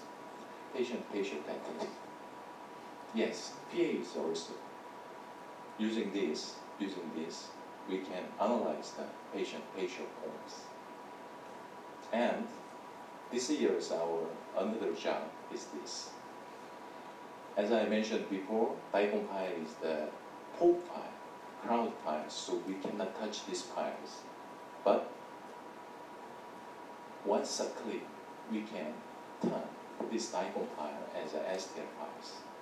It means using these STL files, we can draw anything. So in the afternoon session, Dr. Bob will announce about our second year real-world project. Based upon these STL files, we can draw any kinds of bone. It means we can make the customized 3D bone blocks in the near future. So in real-world 2, we will show you the true digital technology. So at least 3 or 5 years later, you can see the totally digital patient, and you can talk with this digital patient. Yes, that is our dreams, but dreams come true. Yes, I will show you one clinical case. This is our basic concept of the one-day implant. And afternoon session, I will show you the various clinical case. This is our first case of the one-day implant. Actually, when we preparing the uric out project, one-day implant means we connected a final process immediately. So this is kinds of our dreams. So this patient, we planned this premolar extract and immediately place implant and immediately connected the customized abutment and connected the final restorations. So before extraction, we checking this document. This is the digital shape line. So before extraction, we taking a photo, and after that, this machine automatically analyze the overall color informations and send this file to directly our digital laboratories. So before surgery, we taking a shade and we taking a final process. Yes. After that, we can prepare auto stent and zirconia customized abutment and lithium desilicated. It means Emax. Emax outer crown like this. It is so nice. Yes. And we started the surgery, extraction, put in a stent and drill, and put in a picture and measuring the initial stabilities. Yes, all of this procedure is possible because we have some very powerful software out here. Yes. After that, connecting peeling the bone and connecting the customized abutment and peeling the soft tissue and connecting the final restorations. And you can see the very nice implant position, 3-dimensional implant positions. Yes, this is 5 months later. Our dream. This is our dream. We call it, this is a one-day implant. We will make it until in 10 years, because as that Dr. Ba mentioned, studying times, Eureka Auto project will continue in 10 years. 10 years. And this year is just 2 years, but we made a lot of result and we made a lot of method. So this is my last slide video. This is the largest spherical.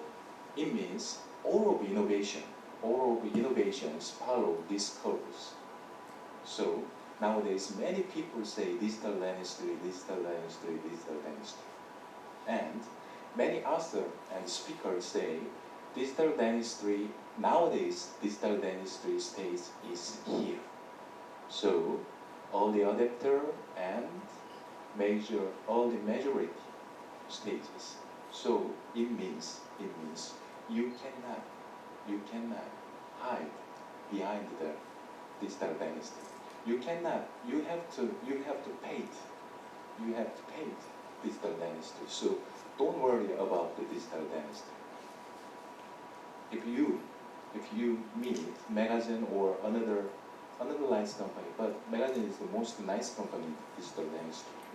With the Megagen company, you can enjoy the early majority. In afternoon, I will show you the clinical case of how to use the out stand. Thank you. Thank you so much.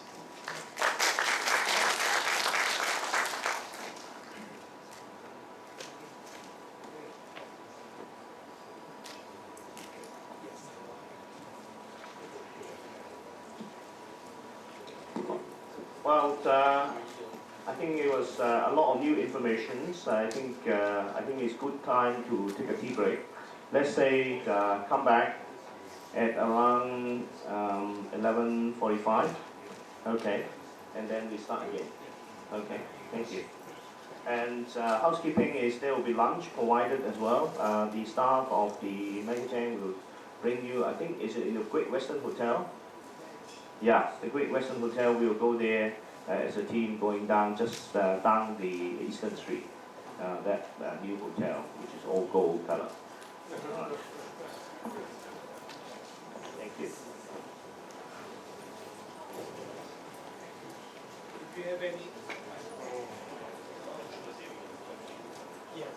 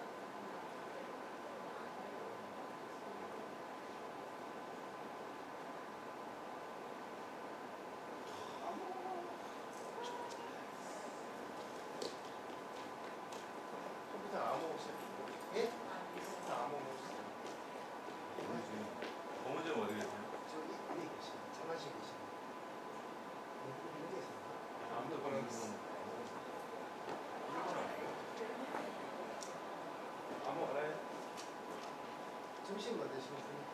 아 이거다. 내가 천사야.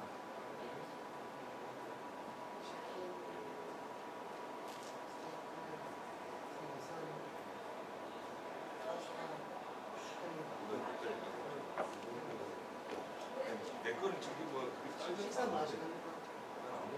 매운 걸로.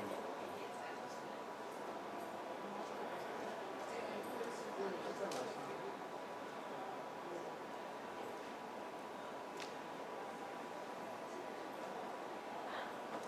카피탈 안 먹었어요? 그 패스워드 아세요? 응? 패스워드 보면은 예? 몰라요. 됐으니까 됐다. 이렇게 점심이 누구야? 끝나고 점심은 누구야? 먹는 너 점심 끝나고? 아니 끝나고 점심 뭐지? 그럼 마지막에 런치 슬라이드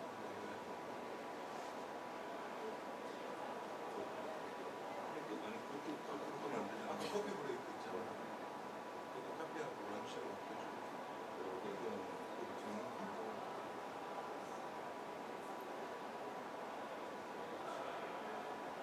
아까 커피 브레이크 있잖아. 우리 20분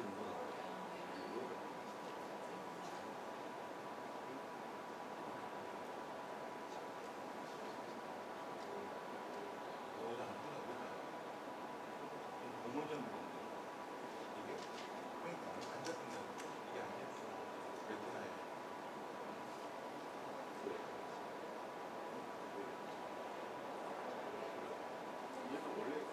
잠깐만. 그러면 지금 처음 핑크가 있지. 이거 하는 거.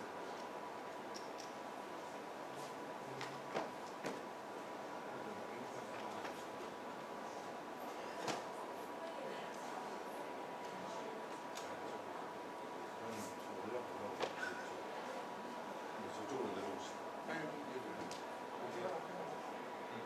그러니까 꼴 내겠다면.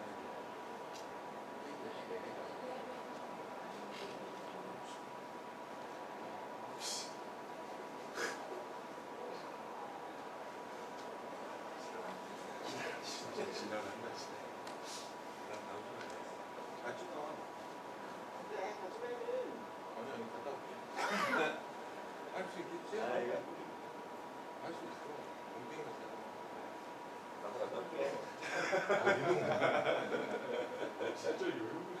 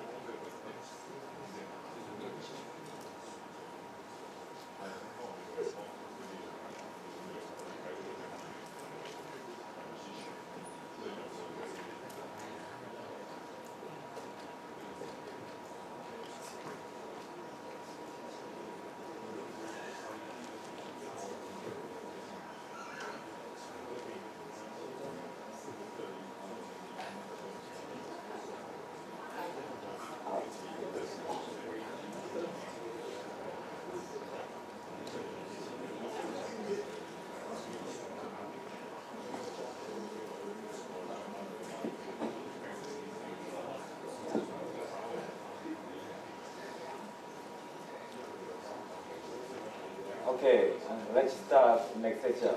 Good morning. Nice to meet you in amazing Hong Kong. I'm Ong Tae-kam from Gwangju Middle Dental Hospital in Korea.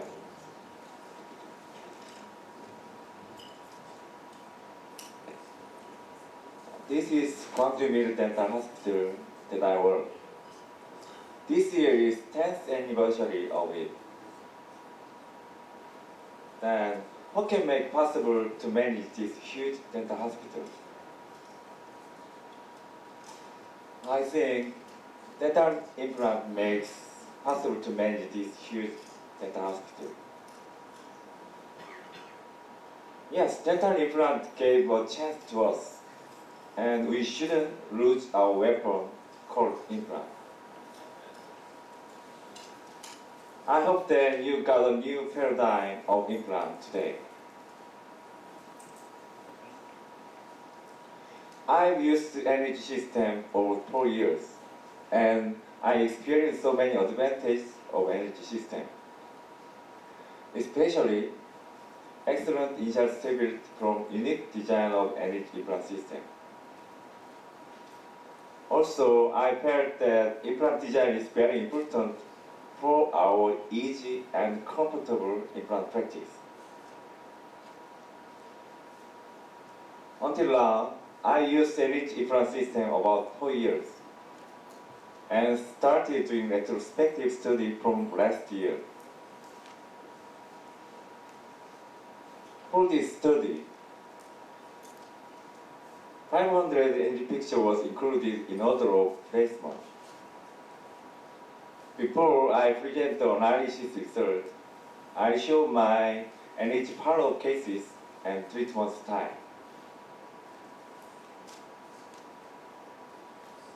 I'm going to talk about my NG story. Please be open-minded.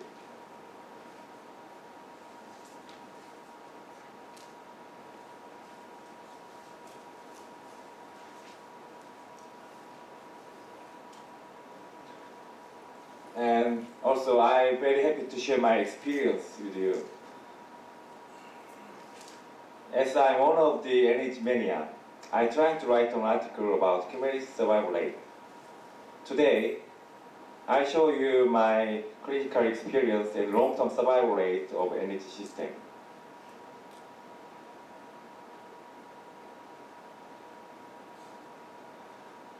And with my case, I'm going to tell you about my clinical experience and my view. First, about immediate implant placement.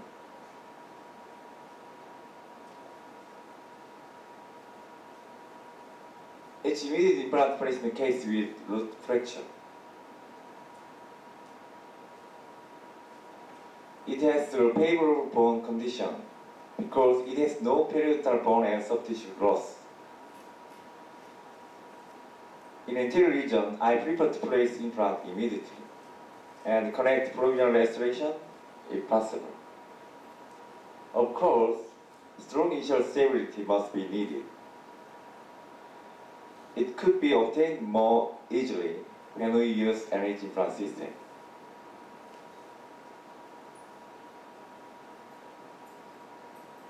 Most of immediate implant placement cases, I waited 3 months for final restoration. Nowadays, it becomes faster. From 1 year's follow-up radiogram, we can find excellent crystal bone response.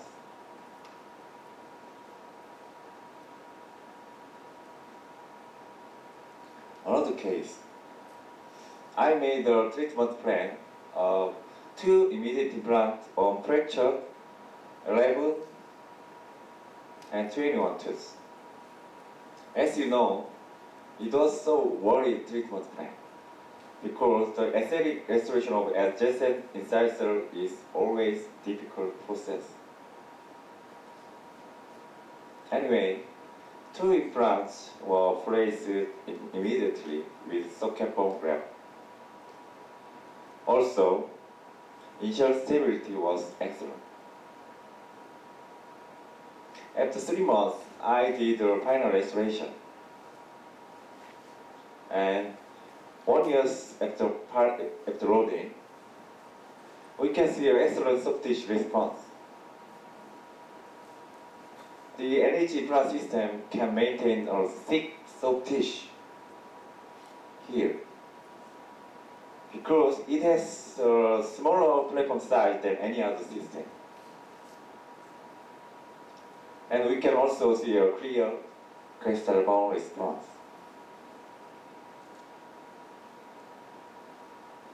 Until now, this case has a favorable bone and soft tissue condition. Then, how about the other cases with poor periodontal conditions? It's another immediate implant placement case. It has a poor periodontal bone and soft tissue condition. Here. Although it has poor periodontal condition, I prefer to place implant immediately with bone and soft tissue graft in one surgery. I like this procedure because I think in anterior teeth, the more we touch, the more loss might occur.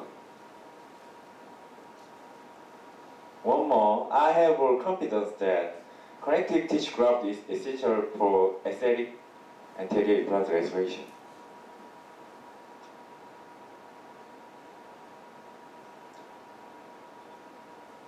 I did all-in-one surgery, implant placement, and bone graft, and soft tissue graft.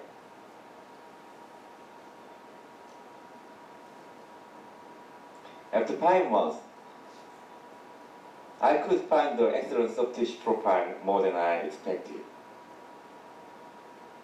Usually, I wait 4 to 6 months after bone grafting, according to the shape of bone defect.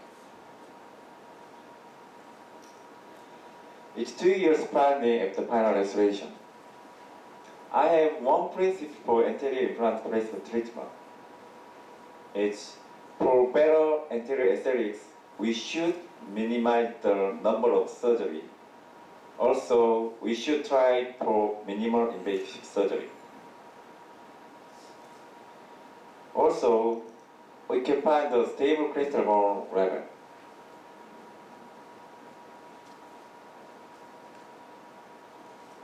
Another case with large bone defect.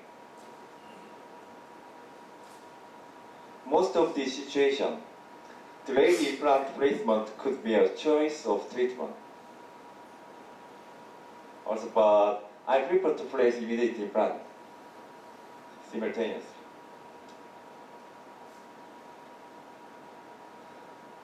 For successful treatment of this protocol, the unique implant design is essential for strong initial stability.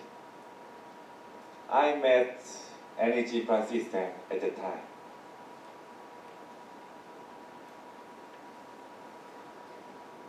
And I got good result too.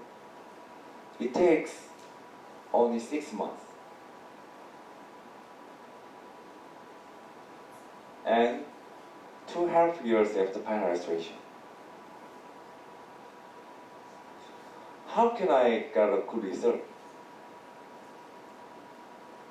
I think it comes from healing potential of extraction socket in here and strong initial stability of Anyridge implant system. That's why I prefer immediate implant placement with Anyridge implant.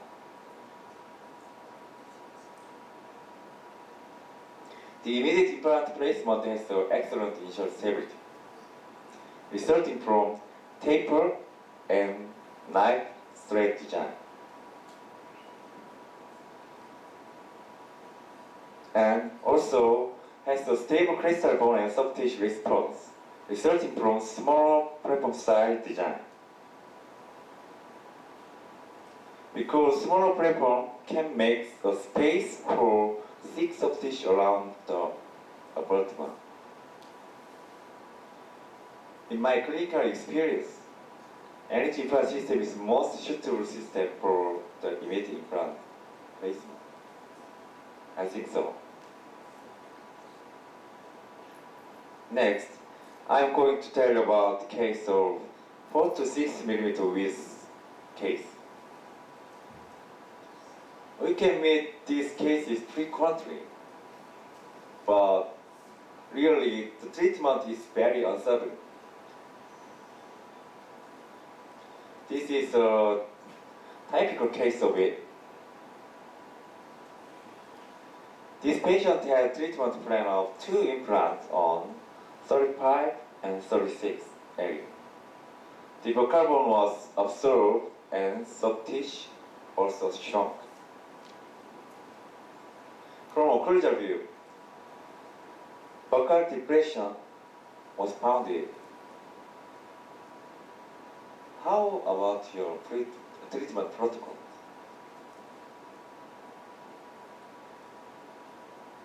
I did with consider of vocal depression. I started operation.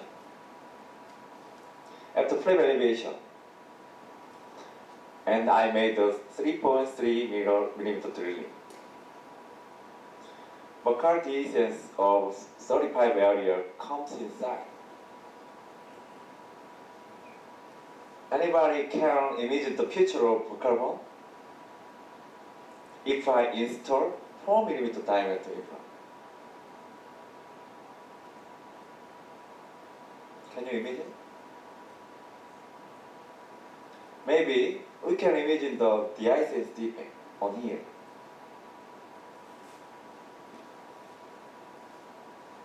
Anyway, I choose the energy implant and I installed the 4 mm diameter energy implant system. After implant placement, it may be different from your, I think it may be different from your expectation. Yes, this defect was not occurred. It's one of the benefits of energy implant system. And then we must consider of the method of program depending on the presence and size of vocal distance.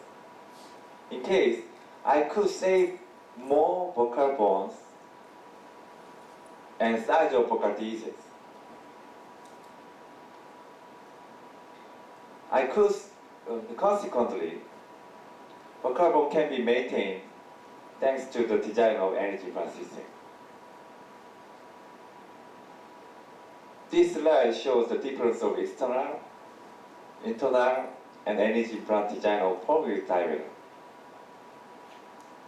Energy system has 0.25 mm smaller platform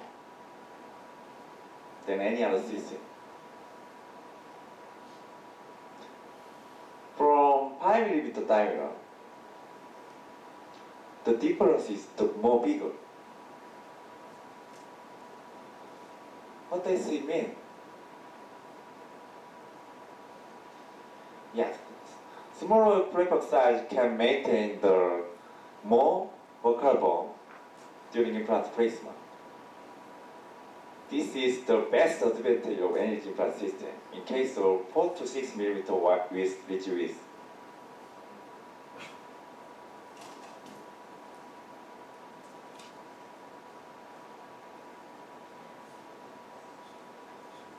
We can save crystal bone on here. And I did micrograph for vocal bone volume, only for volume. And primary grade was done. Anyway, I reduced the amount of bone graft and final restoration was done with single type processes. I usually single type process is if possible. And I can make the normal form restoration because vocal depression was disappearing.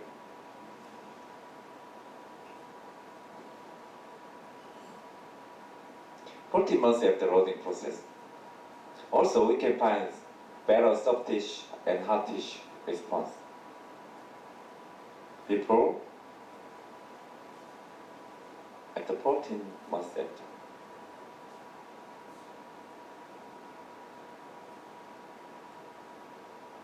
Another case. Also, we met this type of ridge division frequently.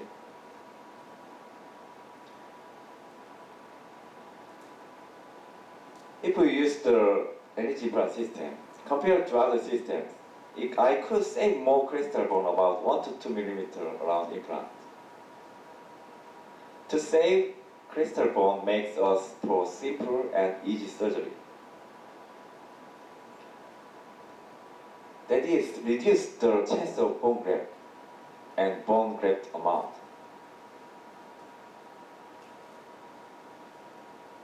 After post-surgery, we can find the deficiency of keratinized gingiva.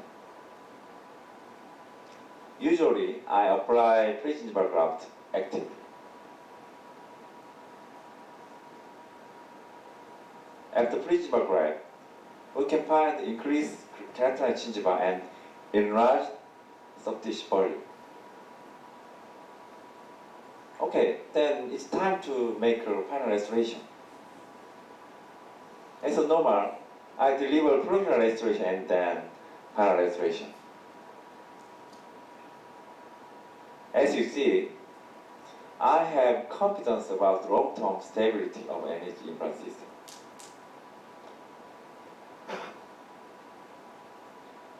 Energy implant system has some advantage, big advantage in 4 to 6 millimeter ridge width case. It can save more crystal bone and buccal bone around implant. Due to the smaller core and smaller platform size, which is very nice. Third, it's the case of 2 to 4 millimeter ridge width.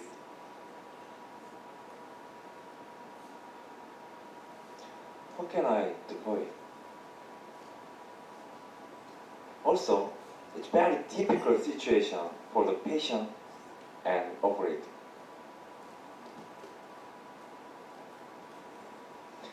This is the case of moderate lateral ridge case with 2 to 4 millimeter width. Or more. How can you treat this situation?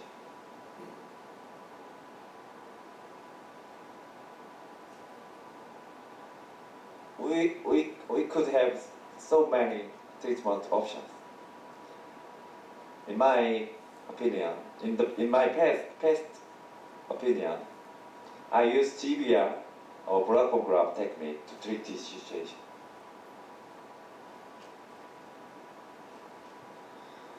Look at the CT image. A lot of parietal bone loss was seen. From intraoral image, not only the parietal bone loss, but also lack of keratinized gingiva was seen. And the patient was so young.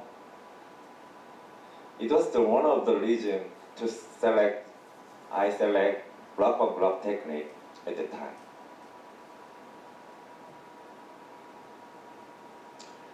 I did a typical layman blood bone graft. It was one of good treatment options. 5 months after blood bone graft, we can see enough bone width. Looks good. And one stage surgery was done easily. Then it's time to solve soft tissue problem.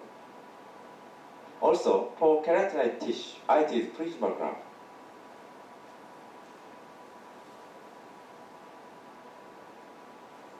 As a result, I could gather successful this result from layman blood bone graft. Enlarged bone and soft tissue volume. It took 9 months.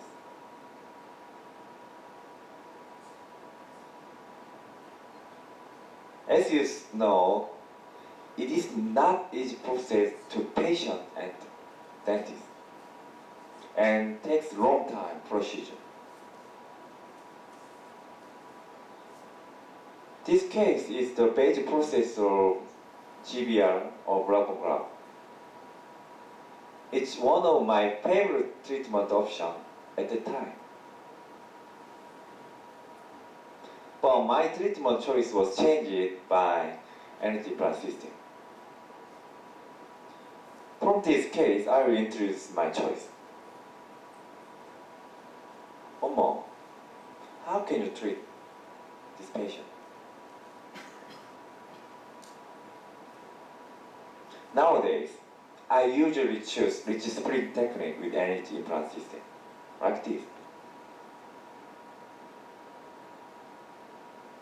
The combination of energy implant system and ridge spring technique makes easy to place implant within host form housing. As you see, we can get increased 3 to 4 millimeter ridge width.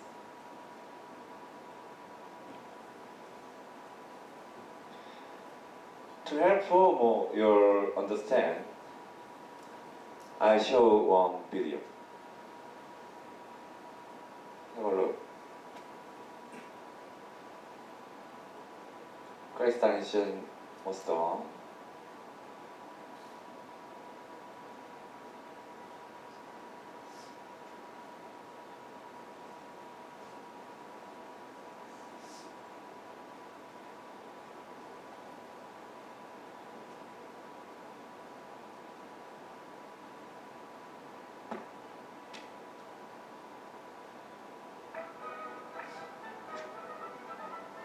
After floor elevation and first point drilling and then bone incision with torque feature surgeon. I did only one horizontal monocytomy.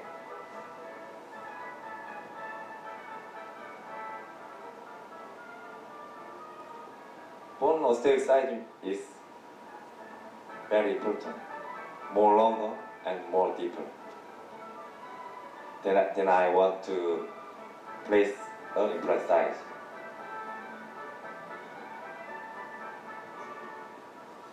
After horizontal osteotomy, for bone expansion, we use a bone expander, size by size.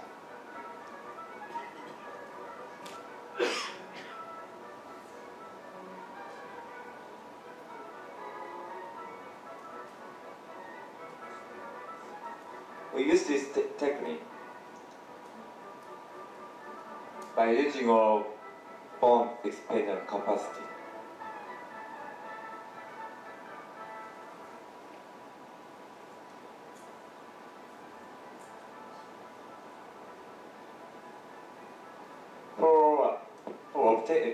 To obtain our object, we use the fusion machine and bone expander and Anyridge implant.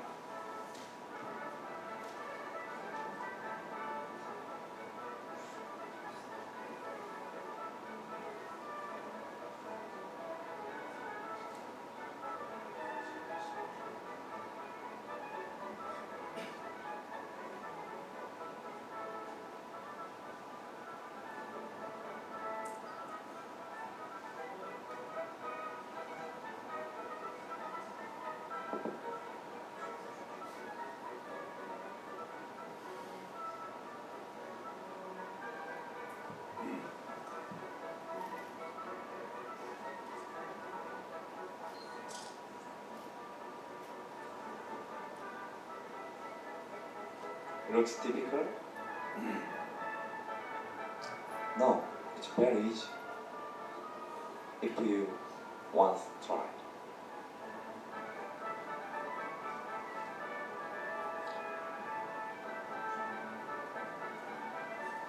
Usually I use only bioobservable membrane without bone graft.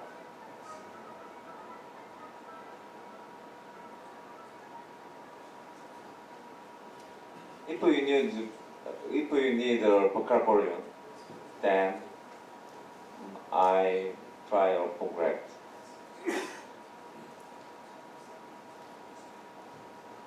As you see, 3 months were enough healing period for this technique. Like this.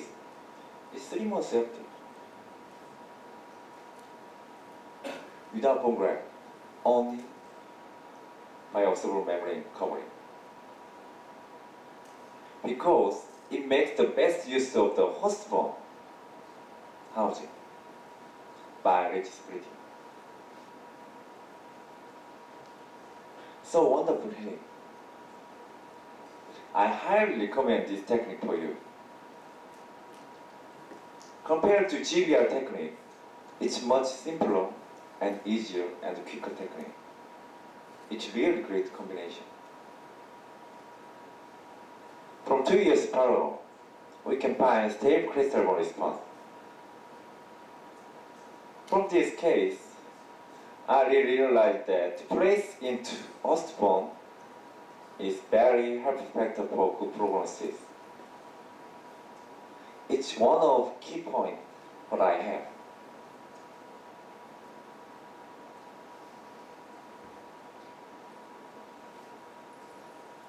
And as a result, I experienced modified ridge split technique with energy implant has more advantage than GBR or blood bone graft.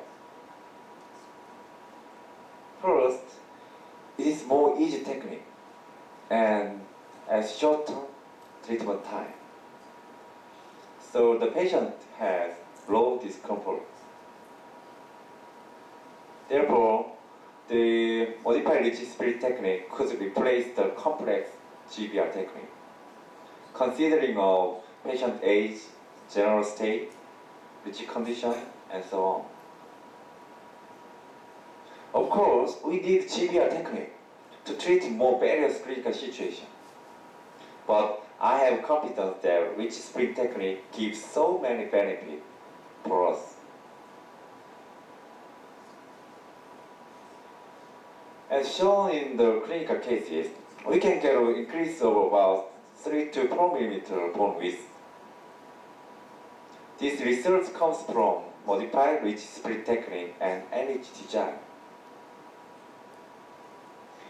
In other words, design of taper type and smaller core size and smaller platform size are good for ridge split technique.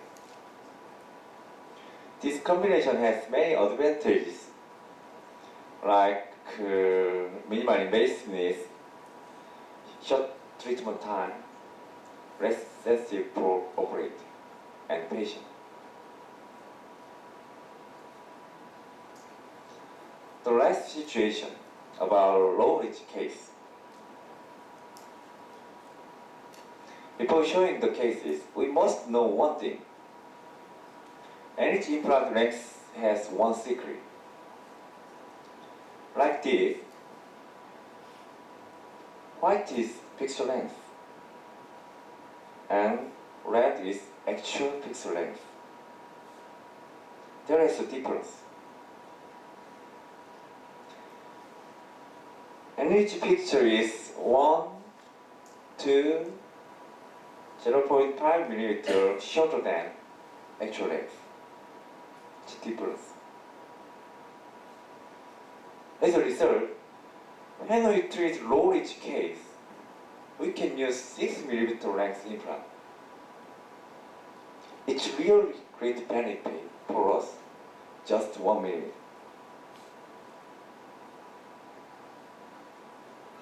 This means we can use 6 millimeter implant. I show two cases. One is mandibular case, one is maxilla. This is case of mandibular low ridge. This female is 80 years old, and she wanted a fixed restoration because of inconvenience of mandibular tension. She has a bone atrophy and proximity to mandibular canal. So implant placement may be harder. And I did a CT image analysis and I made a treatment plan.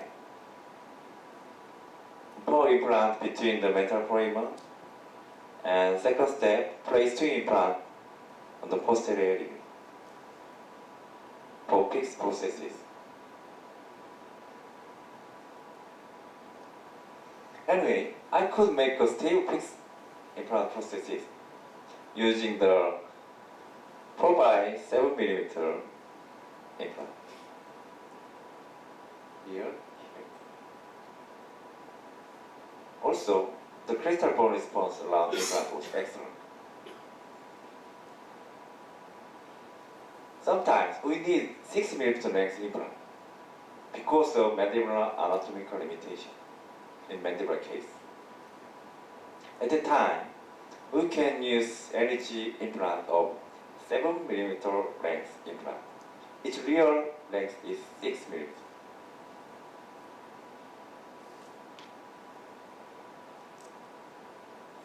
It's the national Anyridge case.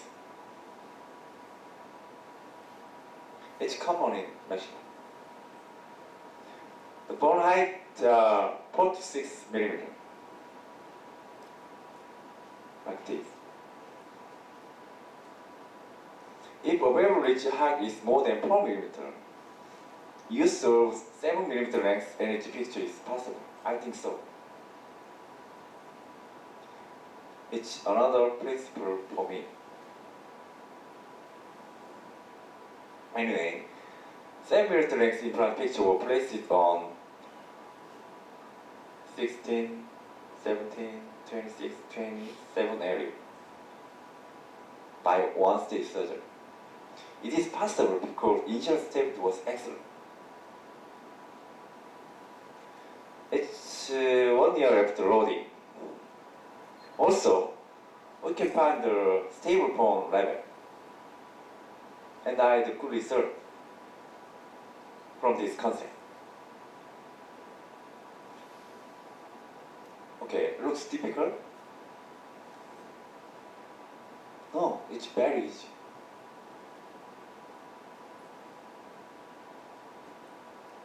As you've seen, 7 mm length Anyridge fixture is useful for low ridge case. For the non-invasive and long-term stable implant, the short-term implant placement within host bone is very useful without complex grafting technique. I think it's a key point. And I hope to more shorter implant will be developed as soon as possible. I hope so. From using the Anyridge implant system, I had the chance of think about the tissue friendly and operator friendly and patient friendly.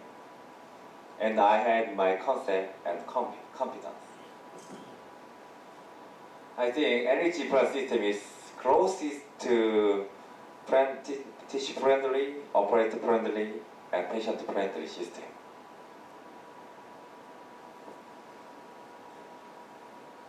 Nowadays, my implant practice is changing by CAD/CAM system and AutoCAD and Anyridge.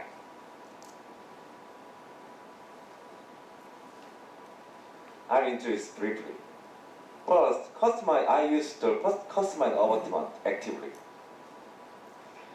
Lately, I prefer to use zirconia custom abutment for anterior implant restoration. This case also immediate implant placement and immediate propionation was done with future abutment. It's my routine practice. After soft tissue healing, I made a zirconia custom abutment with CAD/CAM. And then temporal crown was placed on zirconia abutment. From use of customized abutment, we can adjust the shape of processes very easily. Finally, I got a final restoration by traditional impression technique. Sure, nowadays we can use intraoral scanner. Custom zirconia abutment can be one of the implant prosthetic options, and it changes implant into natural tooth.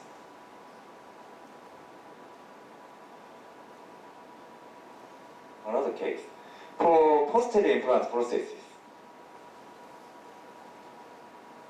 Posterior implant processes, I prefer to use titanium customized abutment. This case is planned full arch reconstruction. I did post-surgery with Anyridge picture, and you can find some difference of other case. Cover screw with different height. I chose the cover screw according to the host bone condition. We can choose the height of cover screw. It's very convenient item during bone graft procedure.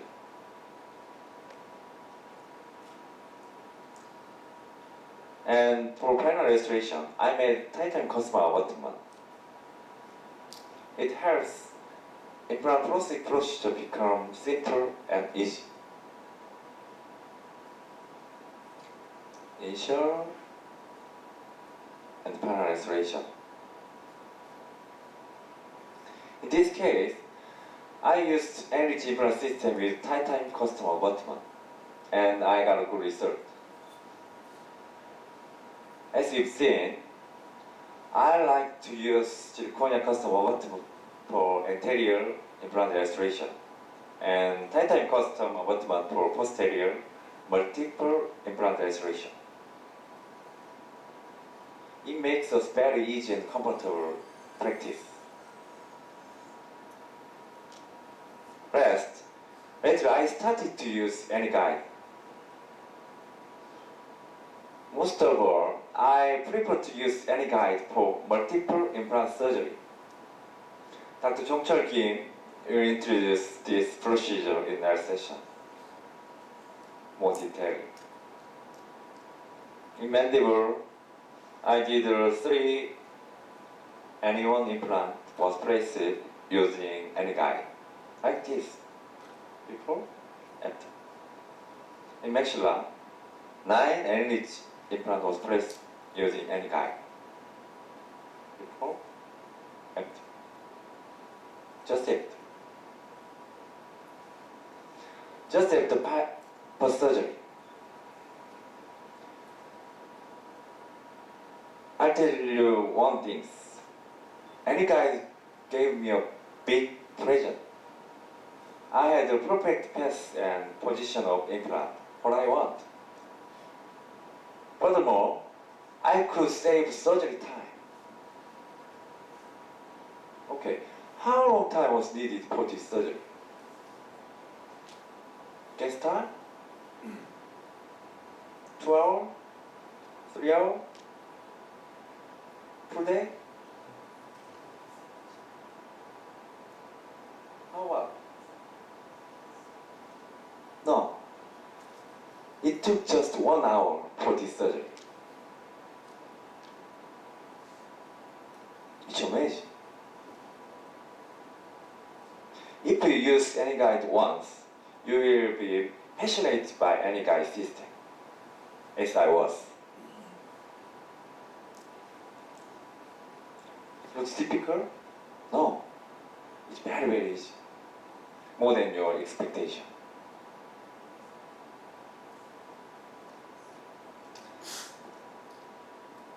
Back to the data. As you've seen, sometimes I was challenging and reckless. But I have my own treatment style. With this kind of concept, 500 Anyridge picture was placed and sorted. I collect the information from patient chart and clinical photos and radiogram. Based on this information, I got a survival rate. According to the Dr. Seberg's criteria, I paid 7 implants. The survival rate was 98.6%. It was great survival rate indeed. If so, I show you the data by parameters. Between gender, male shows some more paler than female, and mandible shows 2% higher survival rate. I usually experience this result during my implant practice. Male and maxilla have some more problems. I think so. And then, how about the implant length and diameter? Against my expectation, short length implant shows high survival rate. But there are no correlation. And how about the implant diameter? Also, there were no correlation between the diameter and survival rate too, even if I used a pure super wide diameter implant. As a result about implant length and diameter, it was not critical factor for survival rate.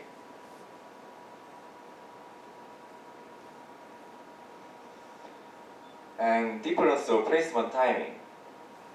Immediate implant placement case shows high survival rate. It also amazing. I think it comes from strong initial stability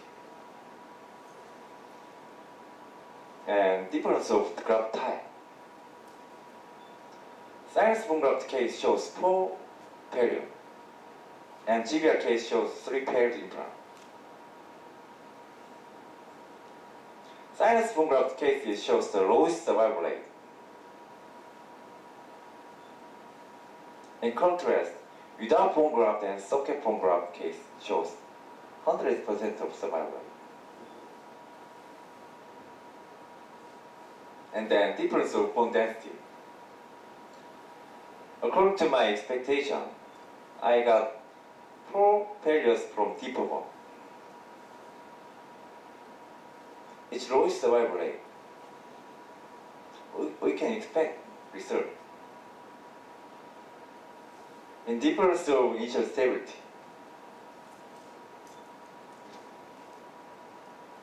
When I placed the most of energy implant system, I could gather enough initial stability.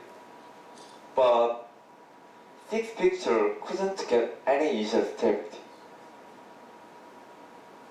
And 3 picture are failed. Sorry.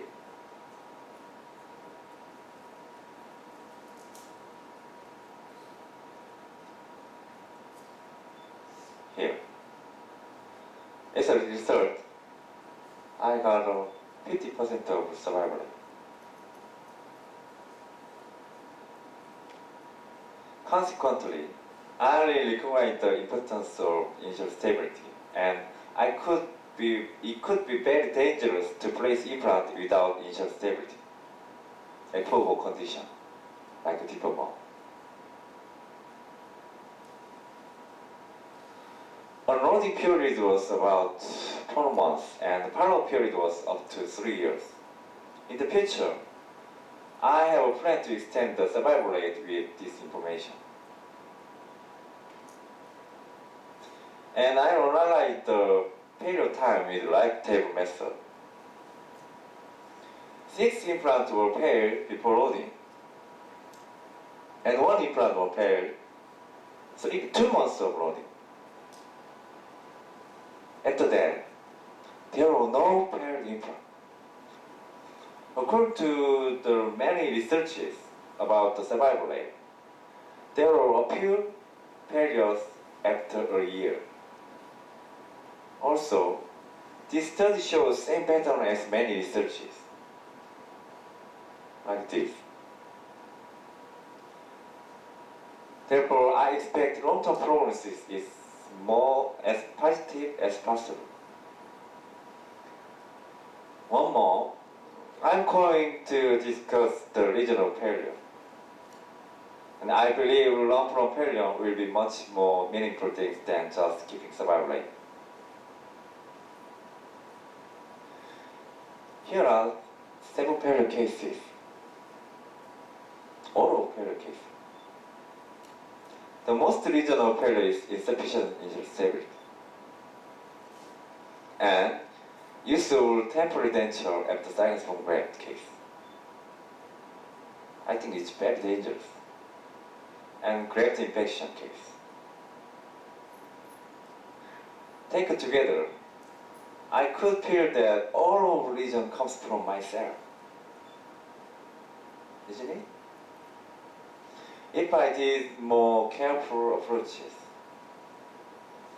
Anyway, I show two period cases. First period case is a severe bone defect case, but I plan to implant placement with GBR simultaneously. It's my treatment style. Inevitably, I placed the implant without any initial stability, 0% initial stability. My treatment plan was overambitious. I now regret that why I didn't choose staged approach or more longer implant for initial stability. Anyway, after 5 months, I removed that implant and replaced the implant because of the osseous integrity symptom. From this failure case, I learned good lessons. In case of large bone defect, first, initial stability is essential factor for osseous integration. To get more initial stability, we should choose optimal implant design, length, and surgical technique.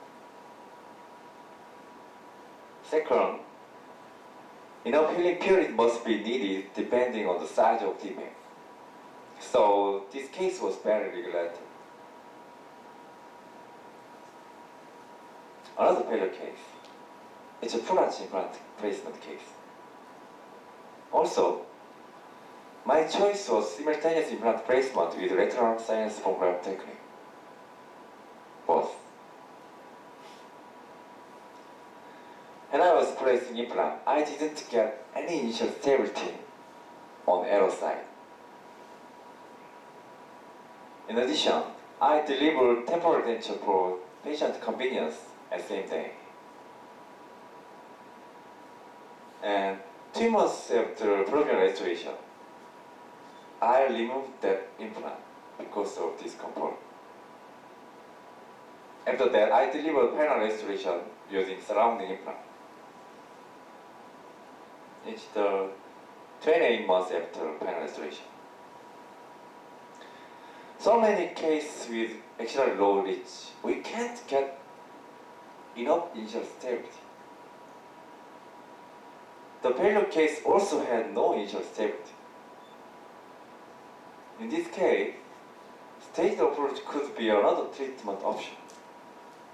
We can choose staged approach, but as my patient, I made a mistake. And I experienced the failure rate much higher when I deliver temporary denture for temporization. I think for more safe osseous integration, we should consider for temporization method to protect grafted site. Look back on my failure case. I could be able to reach almost 100% of survival rate if I had some more careful. And but I got a 98.6% of survival rate like this. It was great result indeed. And I think the reason why I can get very high survival rate comes from unique design of energy system. As I mentioned before, I have confidence about long-term prognosis of energy system.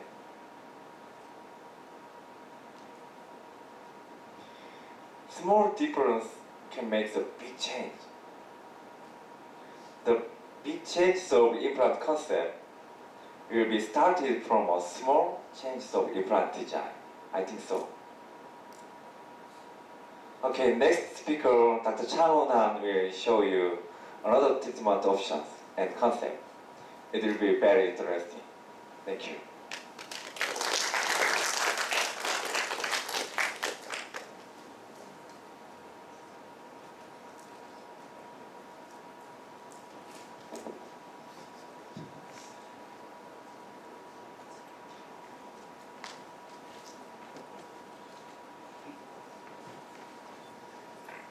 Thank you. I'm Dr. Shang Han.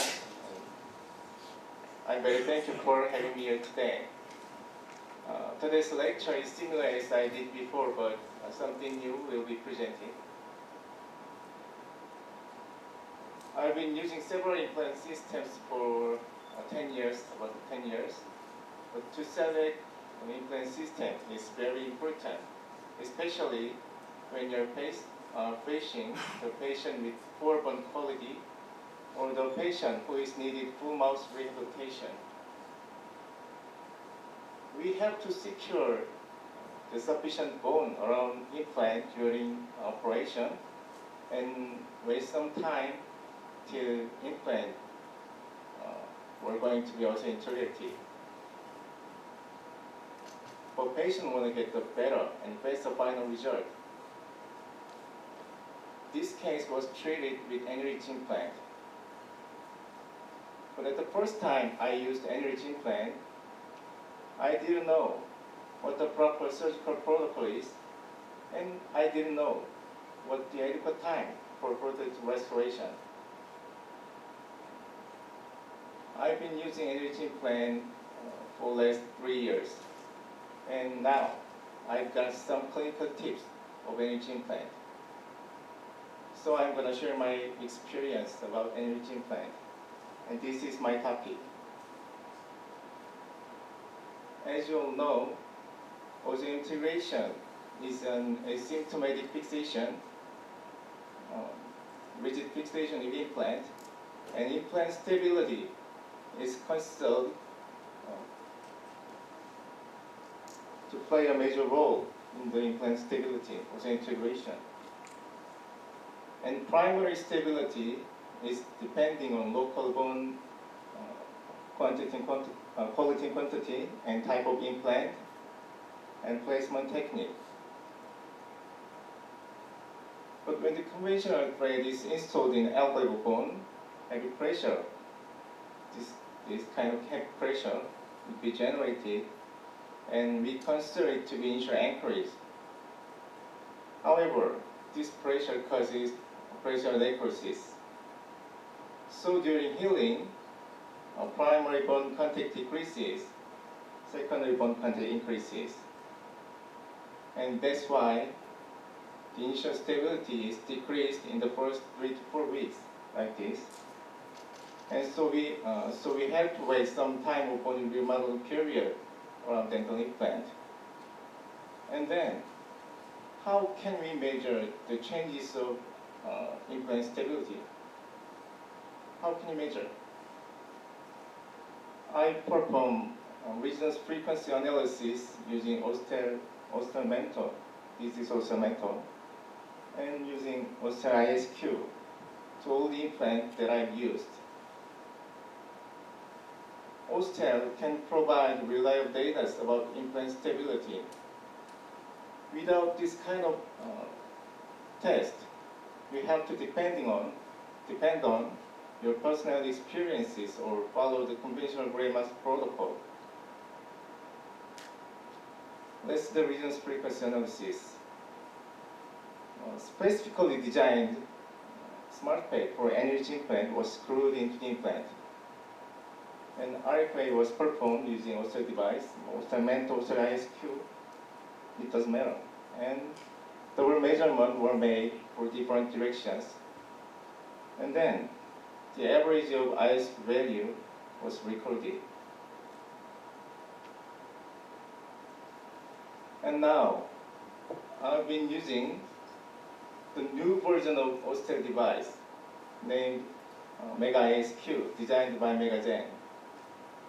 megagenhk is very easy and simple to use and way less than Auster ISQ. megagenhk, and you can easily check the ISQ value through the large LED panel. Very large, and check the ISQ value is very easy. And let's review some articles.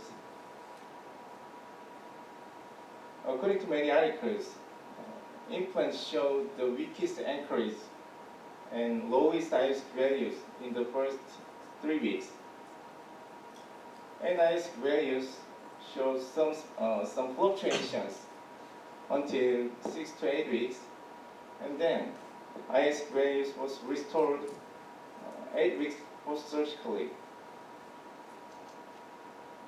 So this kind of graph can be found in the most of implant systems. And in other studies about RFA, IS value of successfully osseointegrated implant reached around 70. If IS value around 70 is safe for loading, we don't have to wait 3 months in mandible or 6 months in maxilla or more. But also said, ISQ levels should be calibrated each implant system separately. So, we don't know how the ISQ values of Anyridge. So I've been collecting ISQ data for Anyridge implant, and the ISQ values of also integrated Anyridge implant were over 70. So this value can be the guideline for prosthetic restoration of Anyridge. This is first guideline. If monthly measured, ISQ value by Oyster device is around 70 and start to plateau, you can proceed to prosthetic restoration. I'm going to show you some cases with pattern of ISQ values. This is 57-year-old male patient who presented for restoring missing teeth. There are multiple missing teeth in root rest. There are several treatment options, such as fixed bridge or remove partial dentures. But this patient didn't want to wear remove partial denture, so I was planning to install implant on missing area and restore with implant retained fixed prosthesis. This is post-operative panics after first surgery. All implants were installed with one-stage surgery, so I can check the ISQ values. Initial stability was very good, and immediate post-operative ISQ value showed 6 to 5 or more, and all implants showed ISQ value above 70 2 months after surgery. Actually, in this case, final prosthetic restoration can be done in 3 months. In this case, final restoration was delivered 4 months after surgery, except at the posterior area. 8 months after sinus augmentation, I was planning to install 4 implants on this area. 2 Astra type implant and 2 Anyridge implant. And 5 months after implant installation, all implants showed stabilized values around 70. But I just wanted to see the situation because number 27 implant showed ISQ value of 68. At that time, I thought ISQ value of 68 was not enough for loading, so I just wait for 1 month more. As you can see, if monthly measured ISQ value is around 70 and start to plateau, but you are not confident to proceed to prosthetic restoration, in this situation, you can wait 1 month more. In this case, all implants showed good result, and crestal bone level has been maintained very stable during follow-up period. When you are using Anyridge implant, ISQ value of 70 can be the guideline for prosthetic restoration. And then, what can you do in the situation of ISQ value below 70? Let's see this case. Residual bone height was 4 to 6 millimeters, and I was planning immediate implant placement. I couldn't get enough initial stability with Easy Plus. Actually, Easy Plus is very good implant, but in this situation, I couldn't get enough initial stability. So, to get better initial stability, I also installed Anyridge implant, super wide Anyridge implant. Initial stability got better, and ISQ value was 58 at the time. But this value was also presenting poor initial stability. And once the surgery was performed, and then ISQ values was measured at 1 month interval. But ISQ values were around 60, just 60 around, and not changed with time. So I decided to follow the conventional Bremer's protocol. 6 months after implant installation, screw-type prosthesis was delivered. And this is follow-up findings at 15 months after implant installation. I was wondering how the ISQ values was changed in the meantime. So I was unscrewing this prosthesis and checked the ISQ value. Surprisingly, ISQ value was 80 at the time.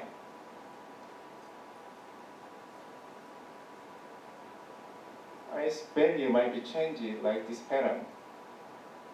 During first 6 months, ISQ value were in red zone, but after the loading, ISQ value might be increasing gradually.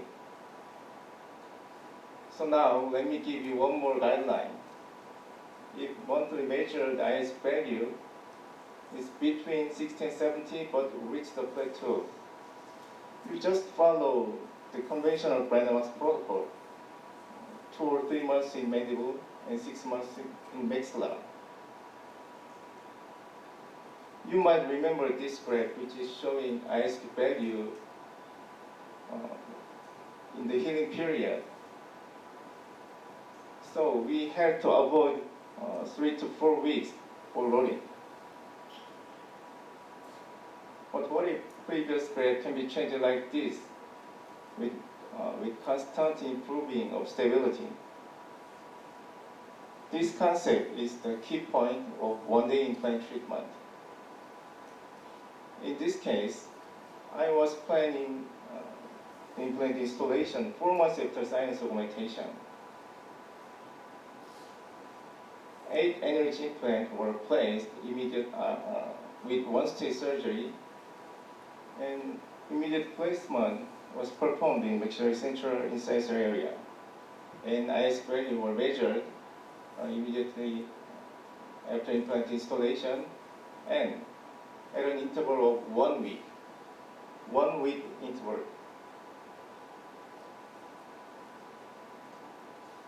In the grafted area, low ISQ value were measured but gradually increased with time.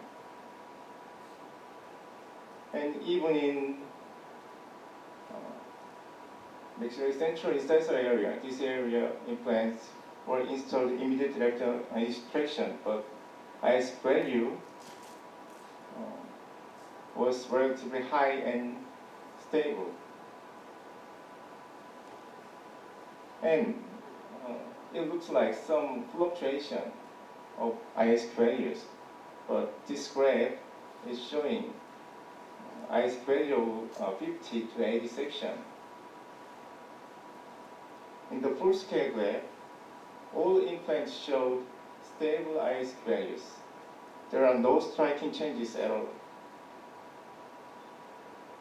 So final prosthesis was delivered in 9 weeks post-surgically. Why are the Anyridge implants showing this unique pattern of IS values? Why? What kind of changes will happen? I attribute these to macro structure of Anyridge, especially plate design. The most important feature of Anyridge implant is knife thread. Differently from triangular thread, knife thread is installed as cutting the bone rather than compressing. And far less and very gentle pressure would be generated against the bone. Because of these differences, Anyridge implant might be showing stable or increased IS values. And one more thing, this new surface technique named XP. XP surface treatment is hydrodermal treatment using a mixed solution of sodium hydroxide and calcium oxide. The calcium ion is incorporated into the titanium oxide layer. And after implant installation,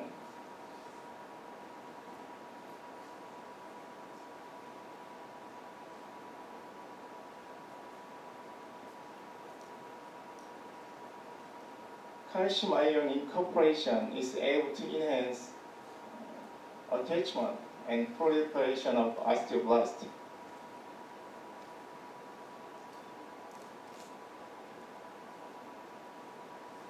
And calcium ion incorporation is also enhance new bone formation on titanium implant surface, like this. So this kind of change is due to knife thread. And knife thread design is always offering excellent initial stability. And this kind of change is due to XP surface treatment. Bony remodeling period can be reduced. This special feature of Anyridge implant may be the background of one-day implant treatment. But before we are talking about one-day implant treatment, we should review some articles about immediate loading. Asman documented insertion torque at least 30 Newton-centimeters and IS value of 60 as a threshold value for immediate loading. And Sullivan methods demonstrated IS value of 65 did not result in any changes of stability with time, and proposed this as a safe level for immediate loading. How about Anyridge? This is my follow-up data.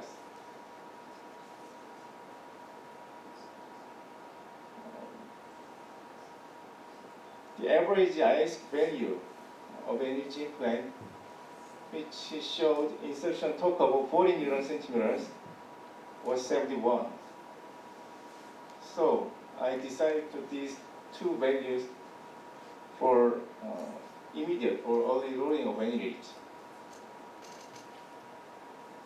In this case, insertion torque was 15 Newton-centimeters and IS value was 72. So master impression was made immediately after implant installation. And final restoration was delivered 1 week post-operatively, just 1 week. And at the time, IS value was increased to 77, not decreased, increased. The result was so favorable, even in immediate loading situation. The crystal bone level is very stable. And let's look at another case. This patient was very scared with surgery. Fortunately, she had relatively enough bone width on this area. So planeless implant installation was done after bone-aided osteotomy sinus floor elevation. And IS value was 76 and insertion torque was 45. So, after just 1 week, final restoration can be done.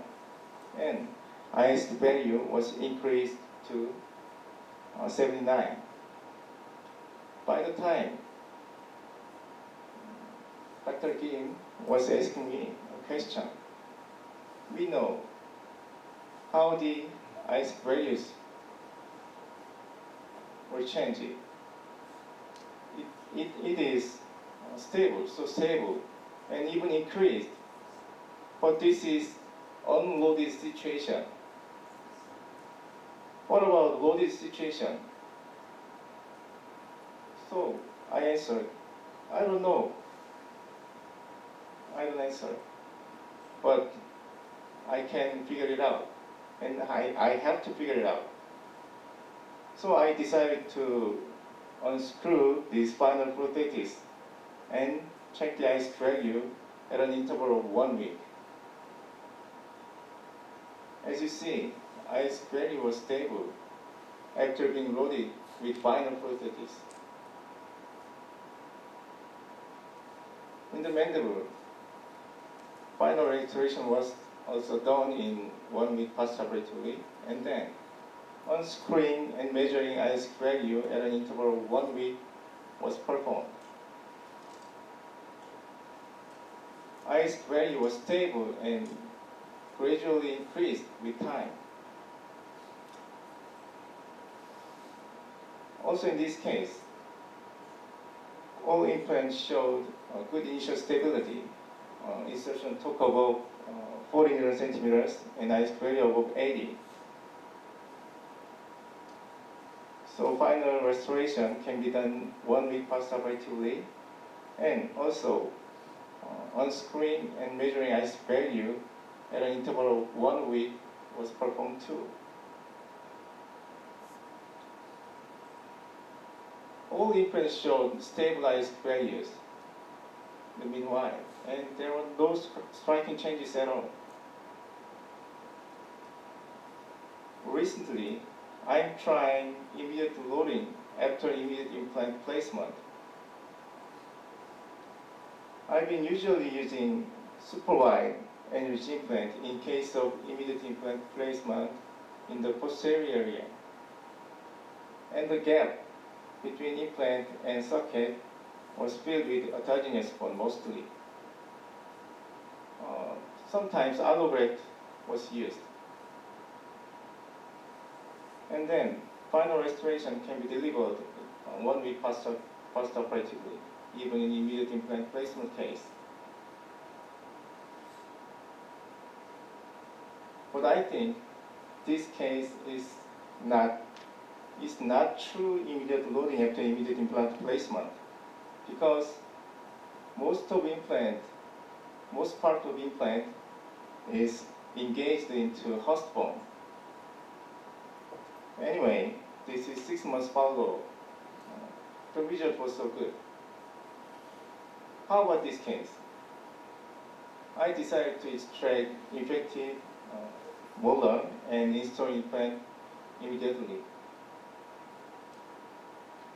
Super wide Anyridge can offer excellent initial stability even in immediate implant placement in molar area. Very good initial stability. And final restoration was delivered 1 week post-surgically. And this implant was engaged just to vocal and lingual wall. And the gap between implant and major distal wall was reduced by a wide diamond fixture. And the gap was filled with autogenous bone. So the result was so good. This is not just immediate loading. This is immediate loading after immediate implant placement with final restoration. So I decided to call this as an X-speed loading. And I promise I will show you more cases and follow data about X-speed loading. You can remember The insertion torque above 40 centimeters and IS value above 70. These values are the key point of one-day implant treatment. You should be careful at first because you have to adapt to the new implant system and gain momentum day by day. You remember these two values, and I'm sure this guideline can bring you more closely to one-day implant treatment. Thank you very much.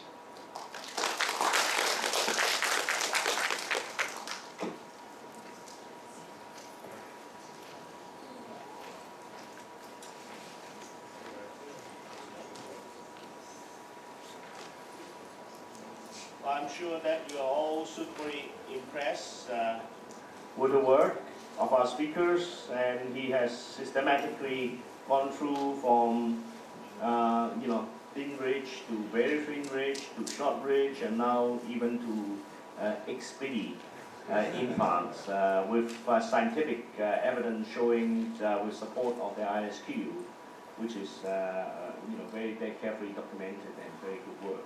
Now it's time for lunch. Can you go to the back, and the staff of the megagenhk will lead you to the Great Western Hotel. Okay. So can you bring everything with you, because we cannot be sure whether your things will still be here if you leave it. Now for the speakers, why don't you bring them to my office? All right, I can lock it. You can bring them to the restaurant. Now, what time? 2:30. 2:15. 2:15. 2:15. We'll be back here.